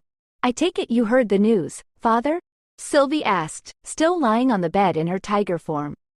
"I'll thank you never to harm my mate again." "Your mate?" he fumed. "You actually call that lion your mate?" "Yes, I do," she insisted. "And you'd better apologize, too." "I'll do nothing of the sort. Now get up off of that bed. I'm taking you home where you belong, and that's all there is to it." "Oh yes, there's a brilliant idea," Sylvie scoffed. "And then I'll birth my daughter and all hell will break loose as soon as they see what she is." "No, thank you. I'm perfectly content to remain here with Micah, and go to the other facility as soon as may be. Birthing Alana here is simply not an option." "Wait, I didn't know you were pregnant," he replied. "I just followed your mother here to find out where you were. And saw that lion." "You mean to tell me that's what this is all about? You should simply get rid of it, you know. You are talking about my child, whom I already happen to love dearly because I love her father," Sylvie replied, sitting up on the bed to stare him down. "Have some respect, sir. I'm not a cub any longer and my decision has already been made." So far, the conversation had been only between the two of them while mother and mate watched nervously from the floor, where Micah had finally gotten to a seated position and was trying to stop his nose from bleeding. Rose looked ready to punch her husband in the nose at the moment. "Enough of this," she finally growled. "I don't know what you two are saying to each other, but what's done is done. Micah's a part of our family now, whether you like it or not, Damon. And Sylvie is going with her mate to a safe place. It's all right, Damon. She'll be with her brother. It'll be safe there. You were going to let them send her away without even telling me," he said, his tone accusatory. "I may not like what she's done, Rose, but she's still my little cub. I wish she wasn't going anywhere. I wish she could remain a cub forever. But I know she can't, and I'm going to have to let her go." Rose got to her feet and took the weeping man into her arms. "It'll be all right," she consoled him. "Besides, all our late-night antics seem to have paid off. My own cub isn't much farther along than Sylvie's. Our nest won't be empty for long." "Mother, you're having a cub as well?" gasped Sylvie, now in human form, as she stepped over to turn off the television. She couldn't work the knobs using paws. "I am," she said proudly. "And this one is going to mate with a tiger, guaranteed." "Of course it is," Sylvie smirked, though in her heart she had a seed of doubt. Damon extended a hand to help Micah to his feet, and the younger male took it reluctantly. "Sorry, son, I had no idea you two were in love," he said gruffly. "I thought maybe it was just some sort of one-night thing. And Rose just wasn't telling me about it." But when a male answered the door, well, I suppose any father would do the same. "I know I would," Micah grinned, but grimaced with pain because of it. "Maybe you should go show your nose to the doctor," Damon suggested ruefully. "Yes, I think so too," he agreed. "At the very least, she'll have some ice for it. And maybe a bit of pain root. I'll take you there, then," he said. "Give these two females time to get all gushy about their babies without us." Good idea, he smirked, wincing again. You sure like to smile a lot for a lion, don't you? Asked Damon as the two men headed for the door. Well, that went surprisingly well, Rose commented dryly. I think my father just kidnapped my mate, said Sylvie worriedly. You don't think he's taken him off to finish the job, do you? Of course not, Rose protested. Don't be silly. I don't doubt he's going to have a talk with him, mind you, but I don't think he intends to rough him up anymore. I wish we could go to the commissary for some ice cream, Sylvie sighed. But the less people see of me, the better it will be. I don't want any trouble before Micah and I manage to make our escape. Maybe I could buy some and bring it back here, Rose suggested. Remember, you're not the only one who is having cravings. No, I guess I'm not, she agreed, giving her mother a hug. I'll be back in a flash, said Rose happily, and she, too, went out the door. I never did finish reading that novel, Sylvie said with a sigh, and remained in her human form so she could curl up with the book and wait for somebody to return. It took about 4 more days to make all the arrangements to have Micah and Sylvie moved. On the day the trucks came, there were several shifters gathered who stood gaping at the couple as they walked out together, side by side, in their feline forms. Look at that, shouted a young male tiger. A tiger with a lion. And, isn't she the king's daughter? Some princess she's turned out to be. Leona stepped to the front, marching boldly up to Sylvie with a scowl on her face. You ignorant kitten. Micah was meant for one of us to mate, and now you've stolen him away. All that leaves us with is that imbecile Harold and his equally stupid brother Harvey. I simply can't abide either one of them. I may even have to move to a different pride. The catty female next moved as if to kick Sylvie, but Micah roared and moved between the foot and his mate, glaring at her. Gasping in surprise, she quickly stepped away. You always were too impulsive anyway. Micah, she called after him as the pair continued on their way toward the transport truck. It's probably a good thing I didn't become your mate, if she's your type. You absolutely disgust me. Glad we'll be seeing the last of her, at any rate, Sylvie commented once they were in the pen which was connected to the back of a truck. They had been instructed to remain in their cat forms for the duration of the trip. That way, the drivers would be unable to recognize them in human form once they were out in the community. They were being left by these men at a zoo, but once they were gone the two had been instructed to become humans and meet a different driver who would take them to their new home. I realize all these precautions may seem unnecessary, but trust me, you'll be better off with too much caution than not enough, Dr. Odell insisted. The woman who will be following your pregnancy is very good, Sylvie. I have no worries that she'll take good care of you. I wish I could meet little Alana sometime. You never know, Sylvie had replied. Some of us shifters can live for a very long time. One more thing, Micah said then. I need to be certain the elders get fed. I'm the only one who has been bringing them regular meals, and they are probably overdue for another meal now.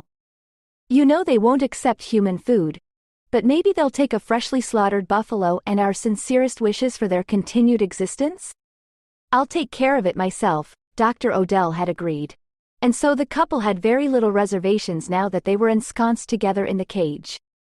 Nobody knew about the baby, at least as far as they knew, and all the drivers knew was that they were transporting a pair of cats who seemed to get along. All was currently right with the world. Sylvie had no illusions that it would stay that way. They still had a long road ahead just to reach her brother, and even then they were probably on borrowed time before Alana's existence became known. And if it did, there was no doubt that the collectors would be clamoring to get to her. She hoped this place they were going had some pretty tight security, or she couldn't vouch for their chances of keeping their daughter safe. The scenery going past the windows changed from jungle trees to open lands, and finally houses began to dot the landscape. Finally, they came upon a town, and buildings steadily grew taller around them. Then they came to a large metal gate, and the sign above it read, City Zoo. Do you think the other animals will recognize what we are? Sylvie asked worriedly. I have heard that some of them hate shifters. Not to worry, they're putting us into a holding area. Quarantine, zoo director's idea, since he never intended for us to stay here in the first place. Should make it much easier to simply transform and walk out of here. Sylvie simply nodded. When the drivers came and brought them out, they dutifully followed them into the entrance and found places to lay down inside the pen. Meat had been freshly laid out for their arrival, but Micah refused to touch it until Sylvie had her fill. "Would you look at that?" said one driver to the other. "A most unusual pair." "Yes, they are," he agreed. "I wonder how those two wandered into shifter territory to begin with, and why they were together when they did." "Amazing. Too bad we aren't supposed to tell anybody about this," said the first driver. "This would make an interesting news article, for sure. Maybe just a picture or two," smirked the other, and they saw a flash of light. Micah sat up in alarm. Before he had to do anything, however, the zookeeper stepped in.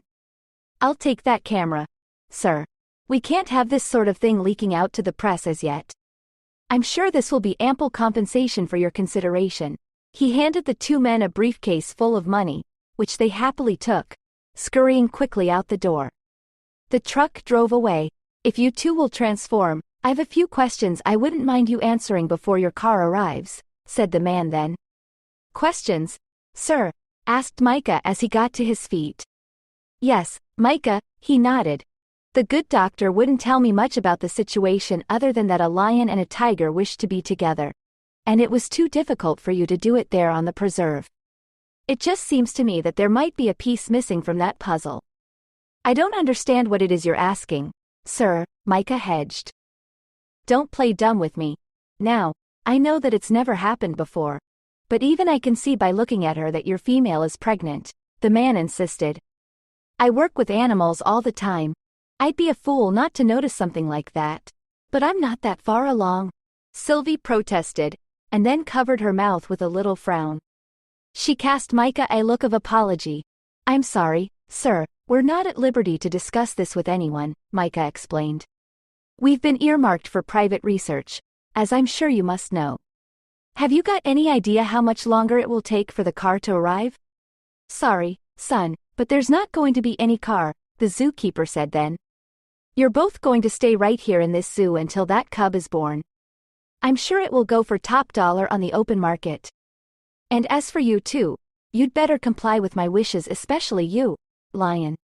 Because I don't need to keep you in order to get what I want.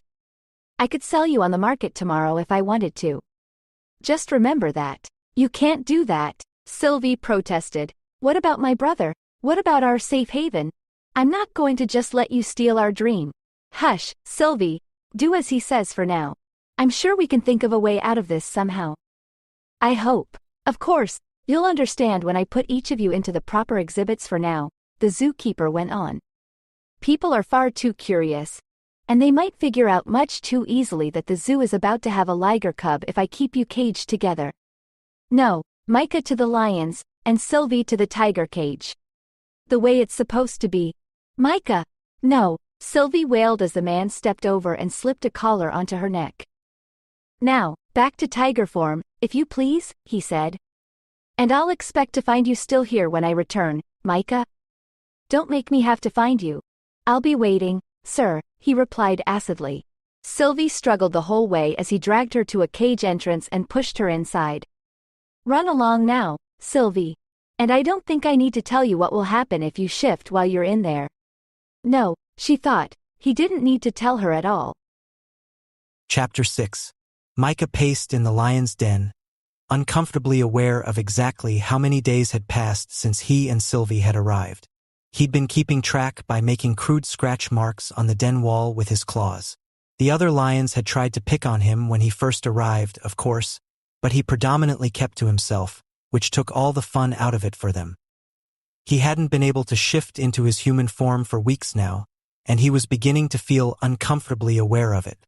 He desperately wanted to stretch his bones literally. But of course, he'd probably just get mauled or eaten for his efforts, so of course he had to refrain. She must be very near her time now, Micah thought to the female lion who had come to stand by his side. She inquired, somewhat miffed. "Who is she?" "My mate, of course," he answered testily. "She was over a month along when they brought us here. They kept her and put her somewhere else." "Why are you hedging?" she asked suspiciously. No lion female would have been separated from the others over a simple pregnancy. "What aren't you telling me?" "It's really none of your concern," he insisted. Why are you not like the others here, who prefer to leave me alone? I'm secretly a shifter, she explained. How could that be? I would have felt you. So you are a shifter, then? I knew it. It's not as though I tried to hide it, he scoffed. Most of them just aren't smart enough to notice. I commend you for your detective work. Your mate isn't here. Do you need another? Never. I see, she replied, miffed. How very unusual. Is that a shifter thing? Sometimes, he said. It's more of a human thing. Remember, a shifter is part of both halves. Yes, I suppose that's true. Isn't it hard reconciling the two parts? Very, he agreed. I wish I could figure a way out of here. A way to go and see Sylvie. Sylvie? Never say you're talking about that tigress who was in the infirmary while I was there yesterday? No wonder you didn't explain. Well, good luck with that. Wait, you must know some way I could get to go to the infirmary too. Can't you help a fellow out? Suddenly, she turned and slashed her claw viciously down his eye. He roared in agony as she turned and strode back up the hill, her tail held high in the air. Within the hour, the animal caretakers captured him and brought him out, bringing him exactly where he wanted to be. Sylvie was lying in tiger form on a nearby bed, and tiny Alana was nursing at her side. Elation filled him at the sight of his mate and daughter, and he wanted to rush over to the bed and take them into his arms. However, the vet had other plans. So far, he hadn't been knocked out because the caretaker knew he was a shifter. The vet, however, was not about to take any chances, human reasoning or not. He knocked him out. When he woke later, there was a dressing over his mangled eye, and it was throbbing. Oh, my aching head, he groaned. Do you think my bandage would morph with me if I change? I doubt it, Sylvie told him. So what's your brilliant plan, Micah? You know he could come and take our daughter any time now that she's been born. You know we've got to get out of here now. Kitten, I'm all drugged up, and you've only just given birth. I don't think we could move fast enough to escape right now. We go as cats, and we go right now. It's dark out, and they've all gone to sleep. We'd only have to contend with the guards at the gate, and they could be easily subdued. You're right, of course, but you'll have to unhook my fore first. Once we reach the gates and get free, we must become humans. Wrap Alana so that she is completely covered, and I will hold her in my teeth until we get out. You're in no condition to do anything of the sort, Sylvie protested. I'm her mother. It's my job to carry her. Now hold still. I'll only be human long enough to get the thing out, and then we will go. Sylvie morphed and swiftly grabbed one of the blankets that hadn't been used to wipe up the mess of her birthing, wrapping Alana into it like a neat little package. Then she came over and pulled the fore out of the back of Micah's neck. She saw a case full of pain meds and antibiotics beside another bag and some needles, and pointed it out to him. If I put those all into the duffel there, do you think you can carry it? She asked. You're going to need those things wherever we end up. Micah nodded his agreement as he got slowly to his feet. Sylvie grabbed the items she'd already noticed, and found a few other goodies like bandages and another blanket besides. She quickly stuffed the bag so that it was full but relatively lightweight, and turned to her mate again. You need to move faster than that, Micah, she scolded. We only have the element of surprise. If you screw that up, we'll never get away. Now let's go. Sylvie was a tiger again really quickly, and Alana was soon grabbed by the scruff of her neck beneath the blanket she wore. She mewled a protest, but that was about it. She was still too worn out from her entry to the world for more. Admiring the view momentarily with his good eye, Micah deftly latched onto the handle at the middle of the bag and lifted. It was a little noticeable since it was almost half his size, but he managed to get it out the door and keep up with the furiously rushing Sylvie anyway. He was in complete agreement with her idea. Run for it. Usually, there were 2 guards at the gate and 1 night watchman that made his rounds all through the zoo. They had no idea of the watchman's whereabouts, but they knew exactly where to find the guards. They were inside the gatehouse playing cards. But in order to open the gate, they would have to go in there as well. I can turn human and distract them, suggested Sylvie. Are you kidding? What if your plan backfires? And you've only just had a baby. They could seriously hurt you if no, Sylvie. I can't let you do it. Have you got a better idea? No, he admitted in defeat. You know that I don't. End of discussion, then. she replied as she set Ilana beside the gate. I'll go in there and open the damned gate. Be ready to bring Ilana out. I'll get the bag if I can manage it. Again, all Micah could do was nod in agreement. He had to admire Sylvie's courage and quick thinking.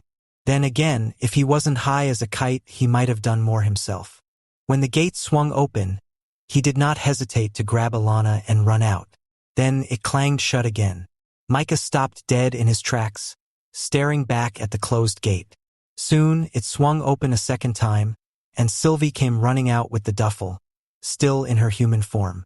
He transformed as well, so that all the gatekeepers could see were a human couple running away. Of course, they still would call the authorities, and they had a good description of Sylvie, too. This had really bad written all over it. We should head towards the waterway, Sylvie suggested. We could cross to the other side. They'll be looking on this side first. It would buy us some time. She stopped to sniff the air. That way, she added, and started to walk without waiting for an answer. Micah simply followed her. He was tired and hurting, and he just wanted to rest. But he kept his legs moving until they'd finally reached the small dock a few blocks away. Sylvie helped him into the little boat while he still held Ilana, and then she got into it after him. They've left the key in, Micah said. Should I turn it on? No, we need to paddle out a bit. The sound could alert the people to our presence, she said. Where did you learn all this stuff, anyway? Micah asked her. Human books, silly, she said, tapping the side of her head with a finger. Oh yeah, he said, smirking. It made his head hurt. Last time his head hurt was when Damon had punched him, he thought with a bit of sadness. He'd far rather endure that pain again than go through all of this. There's got to be some way we can discover my brother's location, Sylvie continued as she began to row them steadily away from the dock. If only we could contact Dr. Odell. We need to find a phone book and phone somehow, he agreed. Maybe in a library? Not at midnight, though, Sylvie said. First, we need to find someplace to rest. Have I ever told you how much I admire you, kitten? Micah asked softly, and he realized the world was spinning. I think I'm going to dash. He slumped backward in his seat, and Sylvie quickly took Ilana out of his arms and laid her on the floor so she could continue to row. She took time only to make sure he still had a pulse, then decided they'd gone far enough to turn the key. She did, and the boat sprang to life. She swept up the waterway at top speed, putting a few miles behind them before stopping at a dock on the far side. Micah had opened his eyes again by then. He was watching her with a bemused look on his face. Where are we? I'm not exactly sure, but I spotted an old shack a bit further in over there, she said, pointing to it. With any luck, it may be empty. Let's hope so, said Micah. I could really use some of that painkiller, and probably the antibiotic as well, once I figure out how to put the 4 in. Also, I'm sure these doses are for cats, so you'll have to shift for it. I'll take Ilana and the duffel. You just get yourself over to the shack. Okay? Sure, he said, his words slurred. If you're not there by the time I get there, I'll set both down and come help you, she added tiredly. I'll get there if it kills me, Micah replied. Sylvie hurried over to the shack and knocked on the door. Thankfully, there was no answer. She set Ilana and the duffel bag down inside, and quickly returned for Micah. He was still determinedly dragging himself there, but he hadn't even gotten halfway. With her shoulder and some sheer willpower, the two of them quickly got to the shack and went inside, closing the door behind them. Micah, I need you to turn. Do you think you can do that? She asked, trying to make sure he could still hear her. He seemed pretty out of it. He didn't respond, and he didn't turn either. Come on, Micah. I can't help you if you don't help yourself. I might do more harm than good. Sylvie waited about 10 minutes before she realized he wasn't waking up. He needed some medicine in him, and he needed it right then. With no better idea what to do, she managed to insert the rather large 4 into his arm and started to drip smaller doses than it said on the bottle into him just to get things started. Eventually, she brought Ilana with her on the blanket and dozed off. And when she woke later, she found that he was awake and seemed more lucid. I must have passed out? He inquired. You did, she smiled. I was a bit scared for a few minutes there. I think the pain meds helped, But we really need to get the full dose of antibiotic going, he replied. Are you up for doing it the right way? Yeah, she nodded. Finally situated for the night, the three dozed off yet again, intending to move on once they'd rested so that no one would discover them there. After all, the stolen boat was parked right off the shore here. Once they figured out they'd crossed the water, it would be easy enough to look for them here. It was almost dawn when Sylvie shook Micah awake. Time to go, she told him. It's too dangerous to remain here any longer. Nodding his agreement, Micah winced as Sylvie pulled out the 4 and buried the needle in a plant pot. It wouldn't do to leave it in plain sight, and hopefully no one would think to look for it in there. She didn't want to bring it along. Ready? Micah asked. He picked up Ilana and the pair of them began to walk. Micah had found an old hat in the shack, and he was now using it to cover his face a bit, hiding the stitches from casual view. They walked out onto the open road and made their way to a small restaurant up the way. Looking inside, they found it had a phone book, so they used it to look up the number of the preserve. Since they didn't have any money, they wouldn't be able to call directly, so the call had to be made some other way. They spotted a man with a cell phone and asked if they could borrow it, and got the operator for the preserve on the 3rd ring. This had better be important, she grumbled. Meredith, it's Micah, he said. We need to talk to Dr. Odell right away. Micah? I thought you were dead. That must be what the zookeeper told you, he frowned. He's kept us prisoner for almost 2 months waiting for Ilana to be born. The 3 of us just escaped. Hold on right there, Micah, she gasped. She's walking by right now. Did you say Micah? The doctor gasped, and she was on the phone in an instant. Micah? Where are you? What's happened? They told us your truck crashed and you'd all been killed. We were kidnapped by the zookeeper, he repeated. We've only just escaped, and we need to get someplace safe with a quickness. Sylvie has only just birthed Ilana, and I've been badly injured, so we pretty much all need medical attention. Do you think you could escape your duties for the day and come help us out? I don't know who else to trust. Tell me where you are, she said. No, we can't stay here. People are starting to stare, he said. We'll make our way to the North Bridge and hide there. All right, I can't come myself, she said. I'll send David to you. Sylvie will know her own brother. He'll help you. He's been working with a resistance movement trying to save shifters from the collectors since he got there. You'll be safe with him, I promise. Okay. We'll let you know when everything's sorted out, said Micah. Thank you, Doctor. You're a good friend. Of course, she said. Just hurry to the bridge. I'll take care of the rest. They moved quickly through the streets and made their way to the bridge they could see in the distance. Though they were both tired and becoming hungry as well, neither Micah nor Sylvie had any desire to rest until they'd reached their destination almost an hour later. There had been several unexpected twists and turns along the road, making what seemed like a nearby object somewhat further off. But in the end, they made it there without incident. However, when they got there, they saw that a large truck was waiting that looked suspiciously like the one that had taken them to the zoo before. Panic gripped Sylvie as she held out a hand to stop Micah before they drew to close. What do you think? She asked worriedly. I think somebody must have told them we were coming here, he sighed. But I'd hate to think it was either of the women or your brother who was involved. Do you think there's a tap on the line?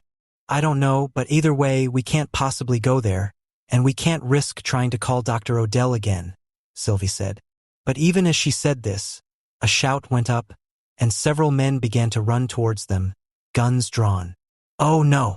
What do we do, Micah? Don't move, he said, frozen in place himself. It's only Ilana they're after. They might easily kill one or both of us. We're going to have to do what they say for now. But Micah, they'll take our cub, she hissed angrily. They stood reticently as the men grabbed their arms and put them behind their backs, cuffing each of them. Then they put strange collars around each of their necks. These collars are equipped with a small explosive device, explained one of the men as he grabbed Ilana and clamped one on her as well. If you attempt to escape, you won't get very far before you'll wish you hadn't. Sick bastards, Sylvie growled. Also, they won't grow if you attempt to shift, he added with a smirk. You would choke yourself if you tried. Now, Be a nice couple of kitties and come along with us. We've got big plans for the three of you. Us too, Micah asked uncertainly. A breeding pair should be pretty useful for making a few more Ligers. Don't you agree? He smirked. Oh no, you two are most definitely not going anywhere. How do you know about all of this? Sylvie wanted to know. You've caught us now anyway. It won't hurt for you to explain. An informant, of course, he said. That's all you need to know. Now move along. They were herded over to the large truck and shoved into the back. Alana was given back, but their hands were left tied so that they couldn't hold her as the truck began to jostle around.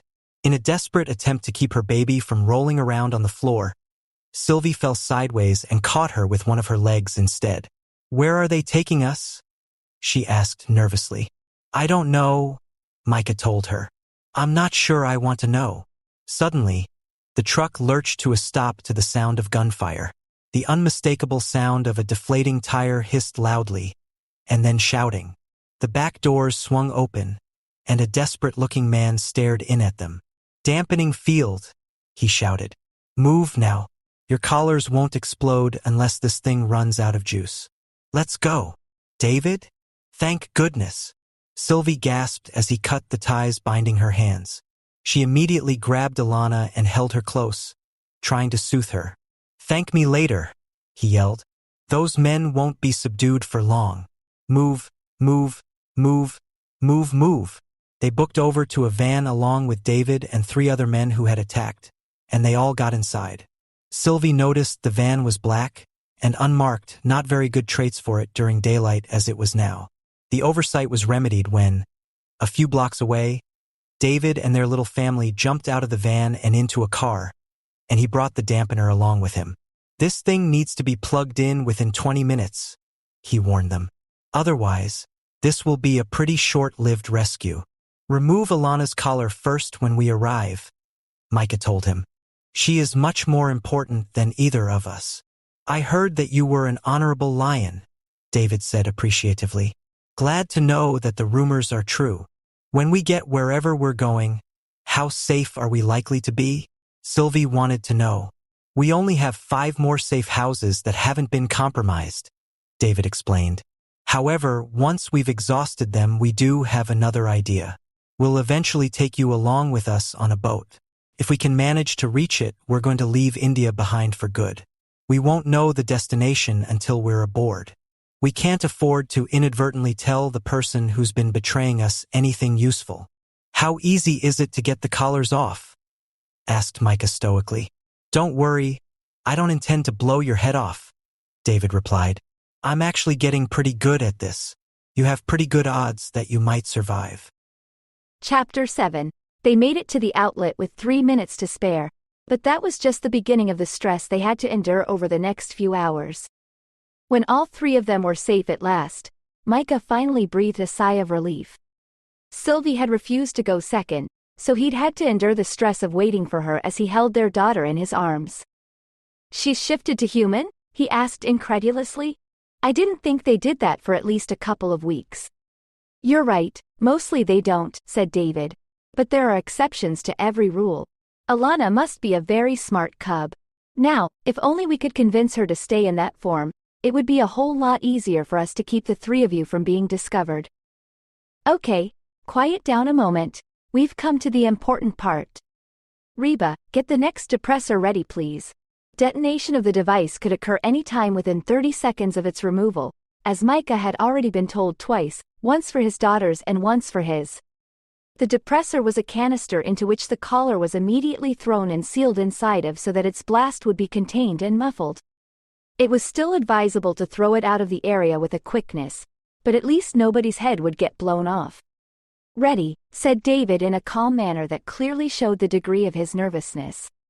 Love, I don't want you anywhere near this, you know that. Micah, move your baby away. What is it? Micah asked, picking up a subtle difference in tone this time. I'm not sure how long the timer will last, he admitted. Just please, move back.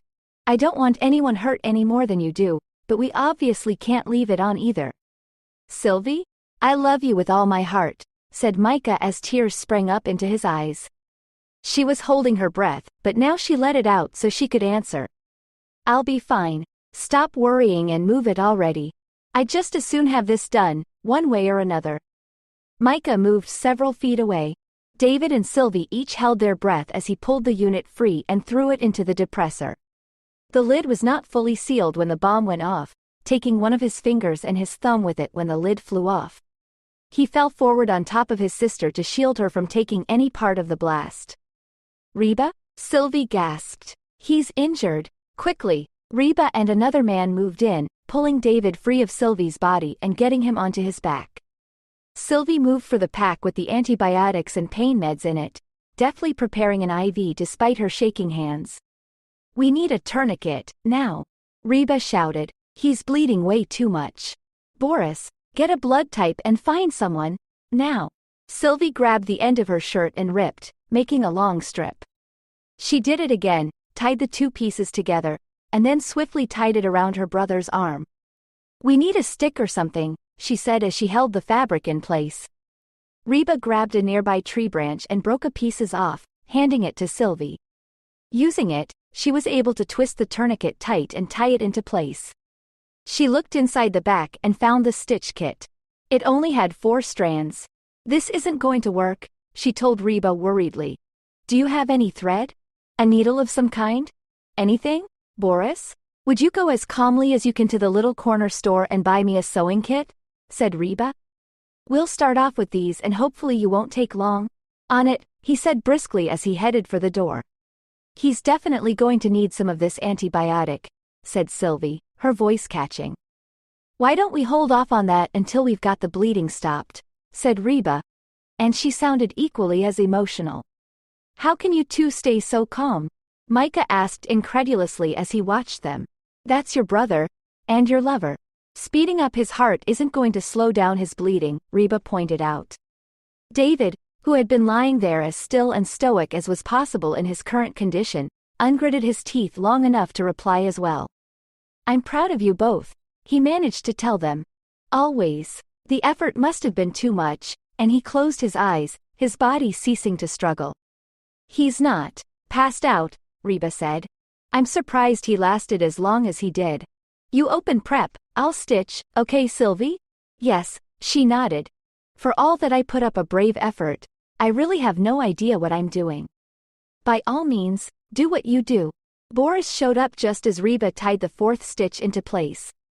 I brought whiskey as well, he announced. Good. You know what to do with it, she said.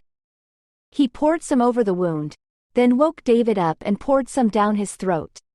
He gulped it greedily, fully intending to pass back out again with its help.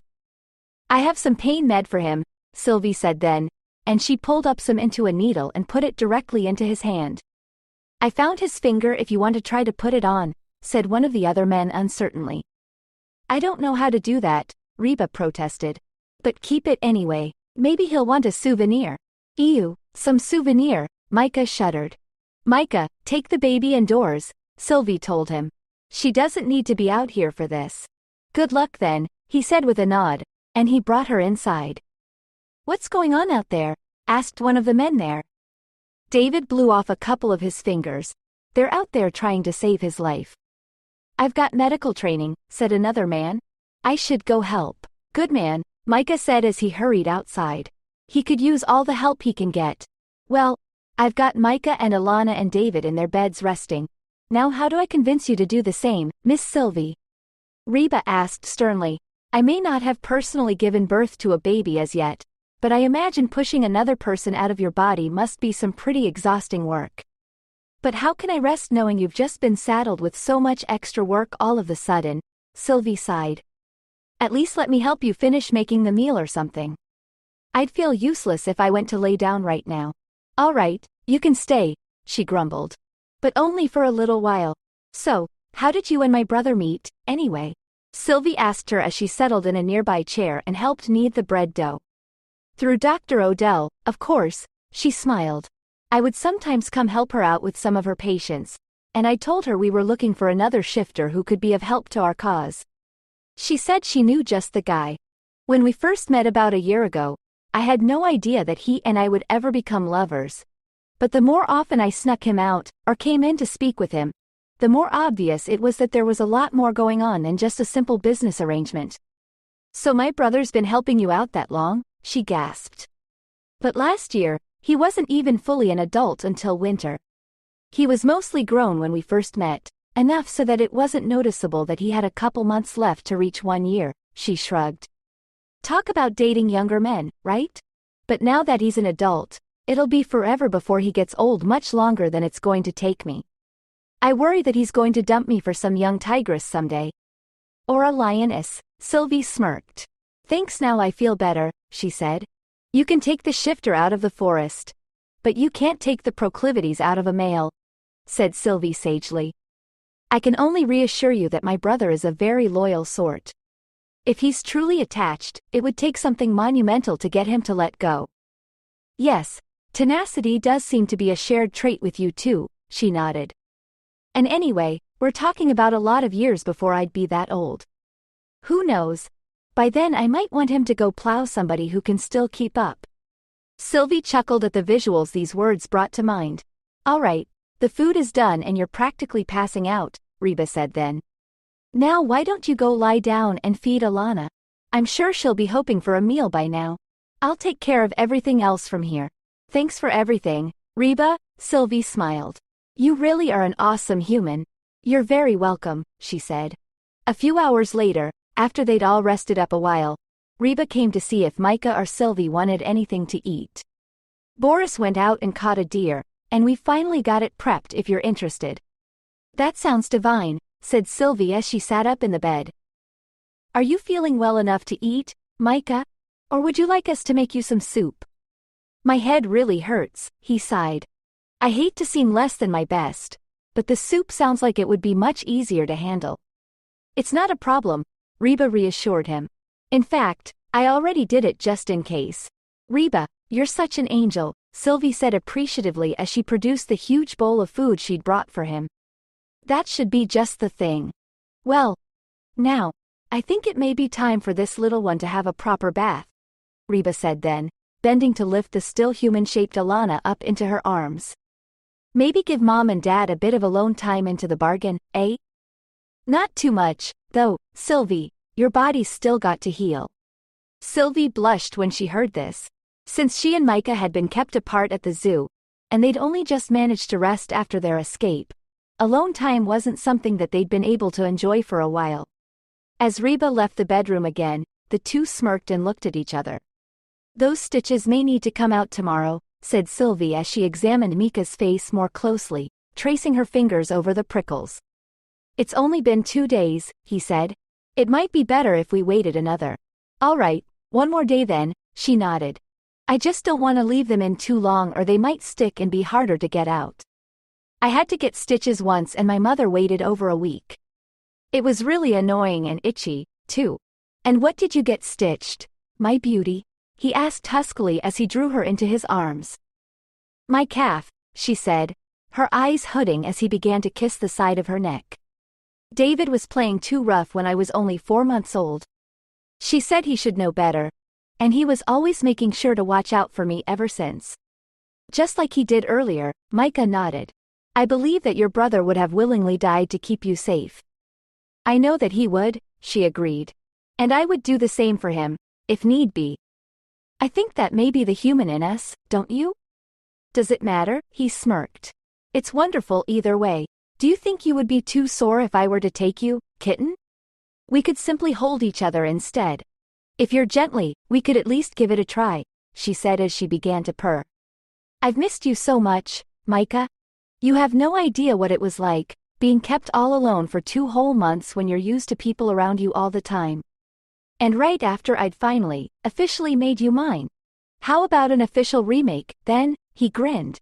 He had pulled her so close to him that now she was half sitting and half laying across his lap. Now he repositioned her so that she was straddling his hips, making her giggle. "If you're up there, it'll be easier for you to be sure I won't get too rough with you." "Admit it, you're just a lazy lion," she smirked. "Fine, I'm a lazy lion," he admitted. "Besides, my head hurts, and your bottom hurts, so it makes much more sense. It'd make even more sense if we took off our clothes," Sylvie reminded him. Hi there, unfortunately we've had to take this steamy scene out as it's against YouTube's terms of service. If you don't want to miss out on love scenes in future stories, check the description and join the Romance Audiobook Insiders for free for more info. Okay, back to the story. About 3 weeks later, Alana's human fur resembled that of a 2-year-old, and she was steadily learning how to talk. She was curious about everything, and was constantly asking everyone around her what things were called. Her hair had grown in golden toned, like Micah's, which was no surprise to anyone. So far, the entire group of about 20 people, mostly males, had been forced to move only once, about a week ago, when it seemed like the collectors were getting too close to discovering where they were hiding. Here, they were a bit farther into the countryside, so hopefully they were less exposed. Still, everyone was starting to grow restless. They all wanted to be able to hop into a boat and get away from all this trouble. The only thing that was holding them back was finding a way to pay for their passage. Reba had been steadily paying off a captain over the last 6 months, and now the last payment was finally about to be made. If only they could manage to come up with the cash with which to do it. A nearby farm has put out a call for migrant workers to come and help with the olive harvest, Reba explained. They were very willing to allow our men to participate, but they're waiting about another week before they feel it's time. So we need to lay low here for just a little while longer. I'd hate to lose out on that income. I'm worried, though, Sylvie sighed. It's getting difficult to keep Alana inside. She snuck out just last night and shifted into her cat form. She doesn't understand yet why she needs to refrain. Yes, I know, Reba agreed. Fortunately, the ship captain has no interest in your shifting abilities, and the group will have the boat to ourselves except for him. We should be amply able to send the message home to the little imp by the time we reach our destination. Someplace far off, then? Sylvie nodded. Yes, far enough, she agreed. You know I won't tell you. It's too big of a risk that someone else could somehow be listening. I agree, totally, Sylvie nodded. Shall we start on the meal for the night? Yes, she said. I believe the males brought down a few chital for us to cut up. I'll have mine roasted, of course. Wonderful, Sylvie smiled. I like chital meat. Let's get started. After the week had passed, the men were generally gone for most of the day during the 2-week-long job. Micah picked so many olives that his fingertips tasted of their juices. Sylvie loved to tease him by sucking on them, making him laugh. If you like olives so much, perhaps wherever we're going we could plant an orchard of our own, he teased her. I might actually like that, she said thoughtfully. What are olives? Alana wanted to know. Here. I have one right here in my pocket. My love, said Micah as he fished one out. Of course. This is right off the plant, but people process these and flavor them sometimes as well. Bitter, she complained as she spit out the little bite she'd taken. Do you have any meat instead? Sylvie watched them, marveling at how quickly Alana had grasped the concept of speech. She was now only 5 weeks old, and she was already acting like a cub in her 3rd month. She was almost as big as one, too. How much bigger than them was Alana likely to grow? Her human form would, of course, be of a larger woman, just as most of the other shifters. Even Leona's bone structure was larger despite her incessant attempts to stay slim. But it was a known fact that Ligers could grow quite a bit larger than their parents, and Sylvie wondered how that was going to affect Alana's human form. Of course, since there was no other known shifting Liger to compare Alana to, there was no way of knowing the answer until about 6 to 8 months from now. By then, it should be readily apparent whether they wanted it to be or not. What are you frowning over, Sylvie? Micah wanted to know. The future, I suppose, she admitted. I just hope Alana's size won't be causing the group any trouble once she's reached her full potential. You worry too much, Sylvie, he told her. No matter what happens, we're just going to have to take everything as it comes. You know that. I'm a mother, of course I worry, she scoffed. It's in the job description. Too bad my own mother isn't going to get to see any of us again before we set sail. Well, the money had already been wired. We've only 3 days more of picking to do. And then our biggest worry is going to be how to reach the boat, said Micah as he ate an olive of his own. I'd say your mother would be glad to know that much at least. If only there was a way we could let her know. We can't risk contacting Dr. Odell, Sylvie reminded him. At least, not using the phone at the preserve. But I wonder, what if we sent in a note instead? Do you think Reba would be willing to do a day's work with the good doctor someday soon? Asked Micah. We might even be able to inform her by word of mouth. That's a great idea, Sylvie agreed. I'll have to ask her about it right away. I wonder if she could pass off a picture of Alana to my parents so they can see what she looks like. It would be so great if they could at least see her one time. Well, go talk to Reba then, my dear, Micah suggested. You'll never stop worrying about all this until you at least try. Chapter 8. Reba stepped back out of Dr. Odell's office at the end of the 8-hour shift she'd given her and headed for her car. Because she knew it was highly likely that she was being watched. She would not return to the shifters that night, but would go to her sister's home instead. Sure enough, she saw the lights of a van kick on not long after she'd started to drive, and its driver kept a healthy distance behind her as he followed. She confirmed this and also made sure the driver knew of her awareness by making 3 right turns and then coming back out onto the road. She didn't shake him, whoever he was. Now that their passage had been fully paid, it was more nerve-wracking than ever, waiting until they could leave the following day. The last thing she wanted was for this jerk to prevent her from meeting up with the others, but she was not about to lead the guy to them either. She would rather let them leave than risk endangering them all. Such morbid thoughts weren't much use to her. She knew how miserable she'd be if that ever happened. She wasn't going to let it. As soon as she pulled up at her sister's place, she walked inside and found her waiting for her. They looked very much alike, and when Rachel put on her jacket and took her keys out of her hand, both women were certain that the driver would never pick up on the switch. He was going to follow her sister, giving her the chance she needed to drive away in a different car in another direction. She had already arranged with the others to meet them to the south, near the boat. Getting there wasn't her problem. She just needed to do it without being followed. She hoped that her sister's plan would be enough. Reba watched surreptitiously out the window for a few minutes after she saw the van following her sister. She wanted to be certain another vehicle hadn't also been following, and when she saw another van circle the block a couple times, she was glad she did. When that vehicle also disappeared from view, she left soon afterwards, deciding it was safe enough now to take the risk. Since they'd agreed upon no radio contact, no phone calls, nothing that might be picked up on whatsoever, Reba had to head south blind. She would have no idea how the group fared or even if they'd managed to get away clean until they reached the southern shore. She was certain that she was in for a rather nerve-wracking afternoon. David was pacing nervously back and forth at about that same time, wanting desperately to know how Reba must be doing. He and the other 20 shifters were trying to leave the little farm they'd been using, but suspicious-looking cars were parked next door, leaving them feeling anxious as 3 in the afternoon rolled around. "All right, you guys," he finally said. "For the most part, we should be non-visible to whoever those people are, since you'll mostly be hunkered down inside the back of the vans where you can't be seen. I think we should just load up and get out of here, and then if they do follow us, we'll have to think of a way to lose them along the roadway somewhere. It's make or break time." "David's right," Micah agreed. "The longer we sit here, the more of them are likely to start showing up. They'll capture every last one of us, and you'll all be right back where you started from. 2 at a time, fast-paced, get in and we get out. Boris, are the weapons already aboard?"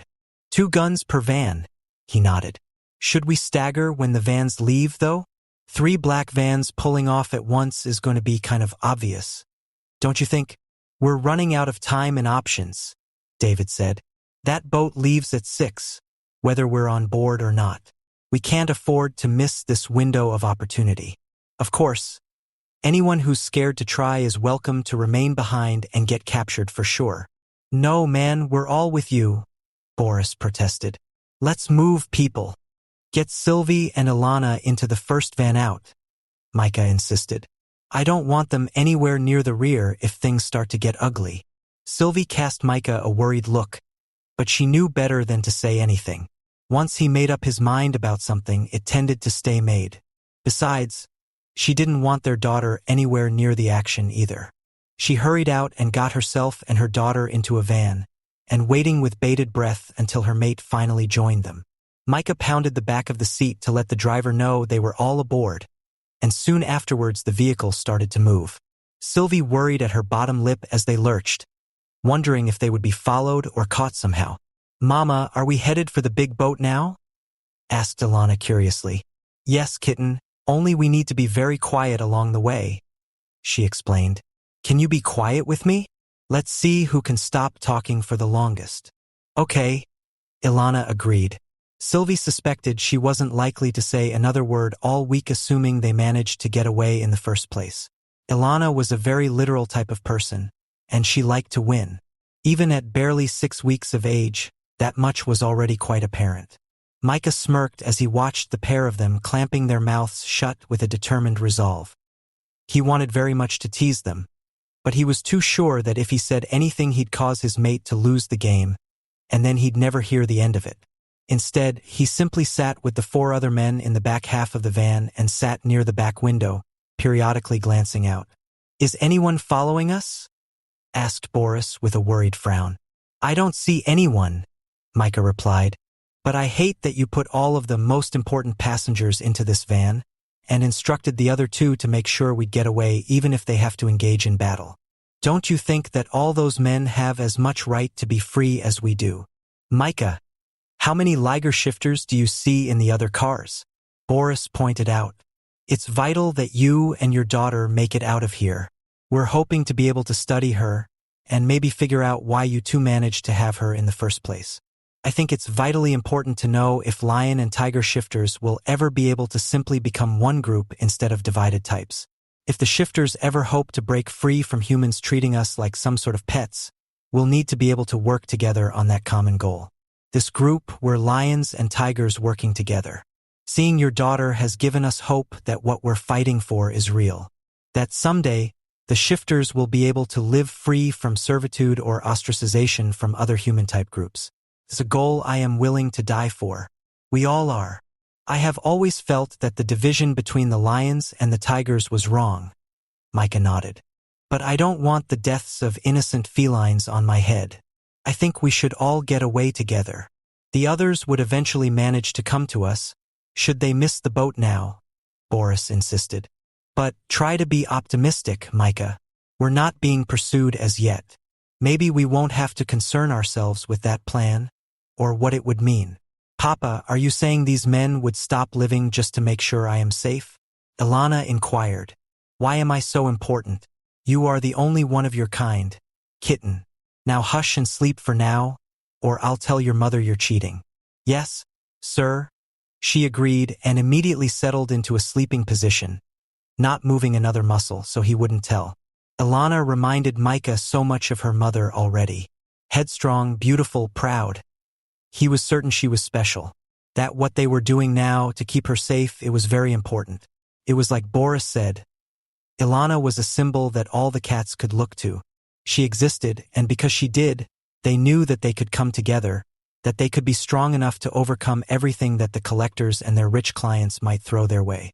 It was no great surprise to anyone that the threat they expected to face wasn't following from behind, but rather was waiting for them as they neared to docks. For large trucks, ranged all across the road to block the way. David, who was driving the van in which Micah and the others were hidden, opened the little window behind his head to tell them what he saw ahead. They pulled their van off to the side of the road and talked for a couple of minutes. "Well, unless we can find another way to get past those trucks, the only thing I can think of is to get into the water and swim over to our boat while the other vans distract them. We can't possibly drive down and get past them. We don't have enough muscle to fight our way through." "There are other ways, gentlemen," said Reba, who now poked her head out from above. In a tree she'd climbed at some point before their arrival. "Good to see you all again, by the way." The other 2 vans did not slow as they continued up the road. Reba motioned to the others to get up into the trees as well, and they all quickly climbed through them to a more neutral area, away from the abandoned van and the upcoming battle. "What do you mean by other ways, love?" David wanted to know as they continued along toward the shoreline they could see in the distance beyond the trees. "I've enlisted the help of a fishing boat," she smirked.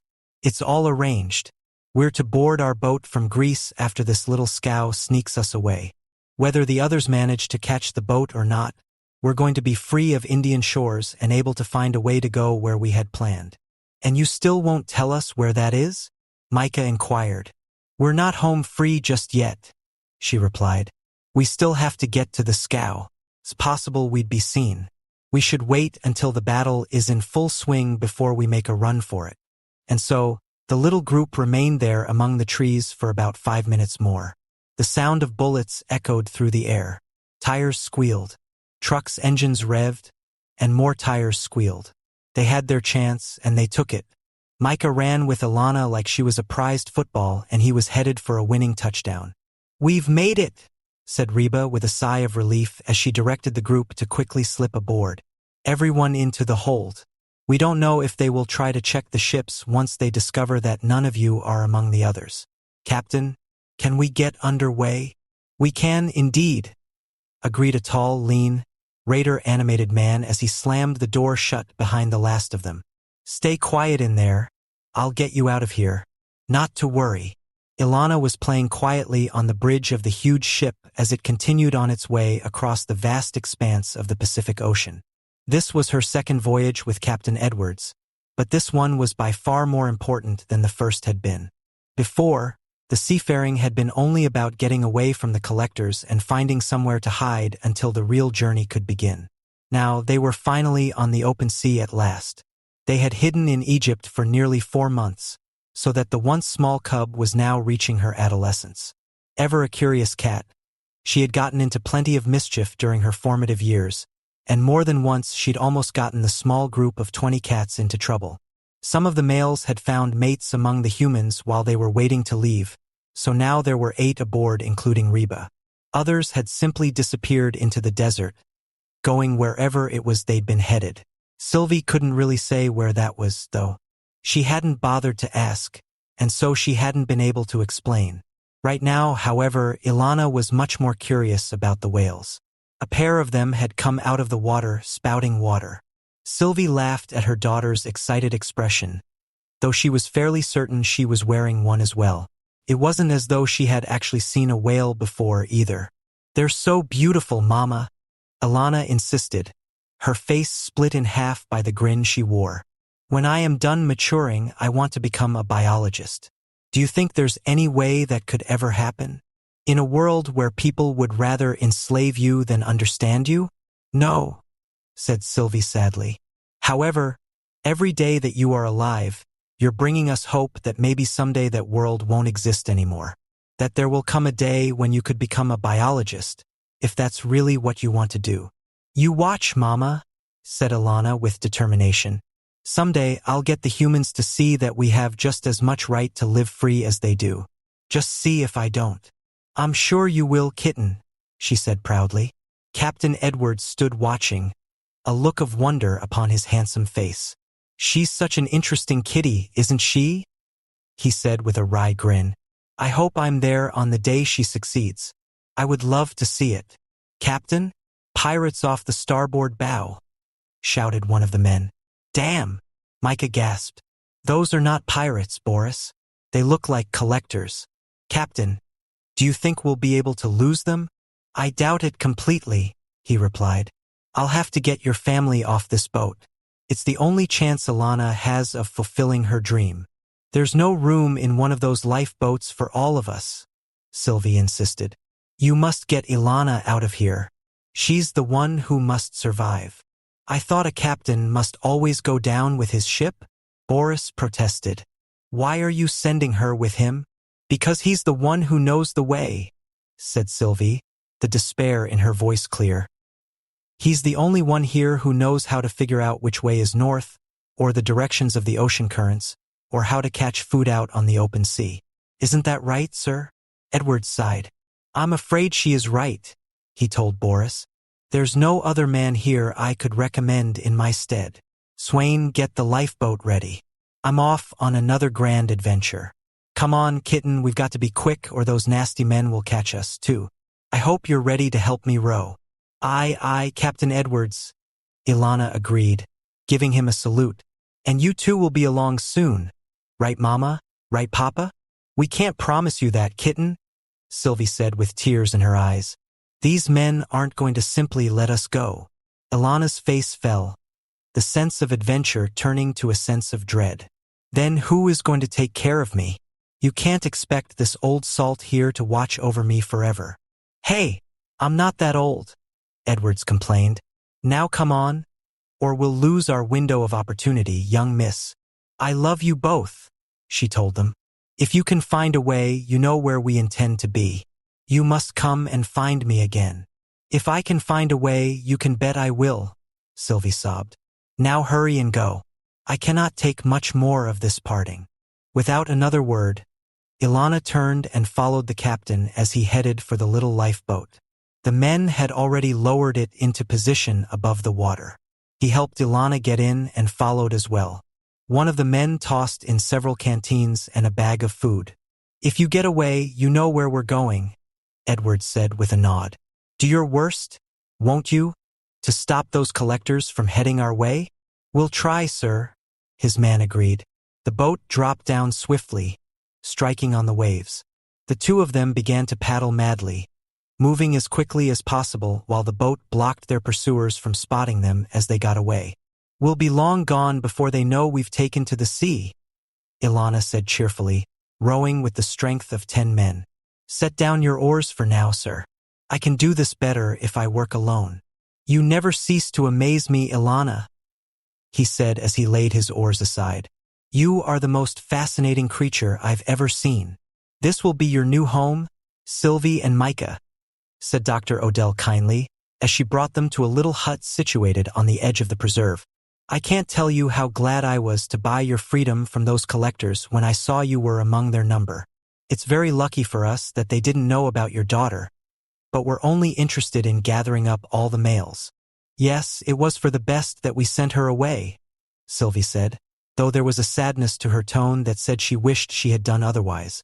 Don't worry, Sylvie dear, said the doctor. Every effort will be made to find Ilana by our new research company.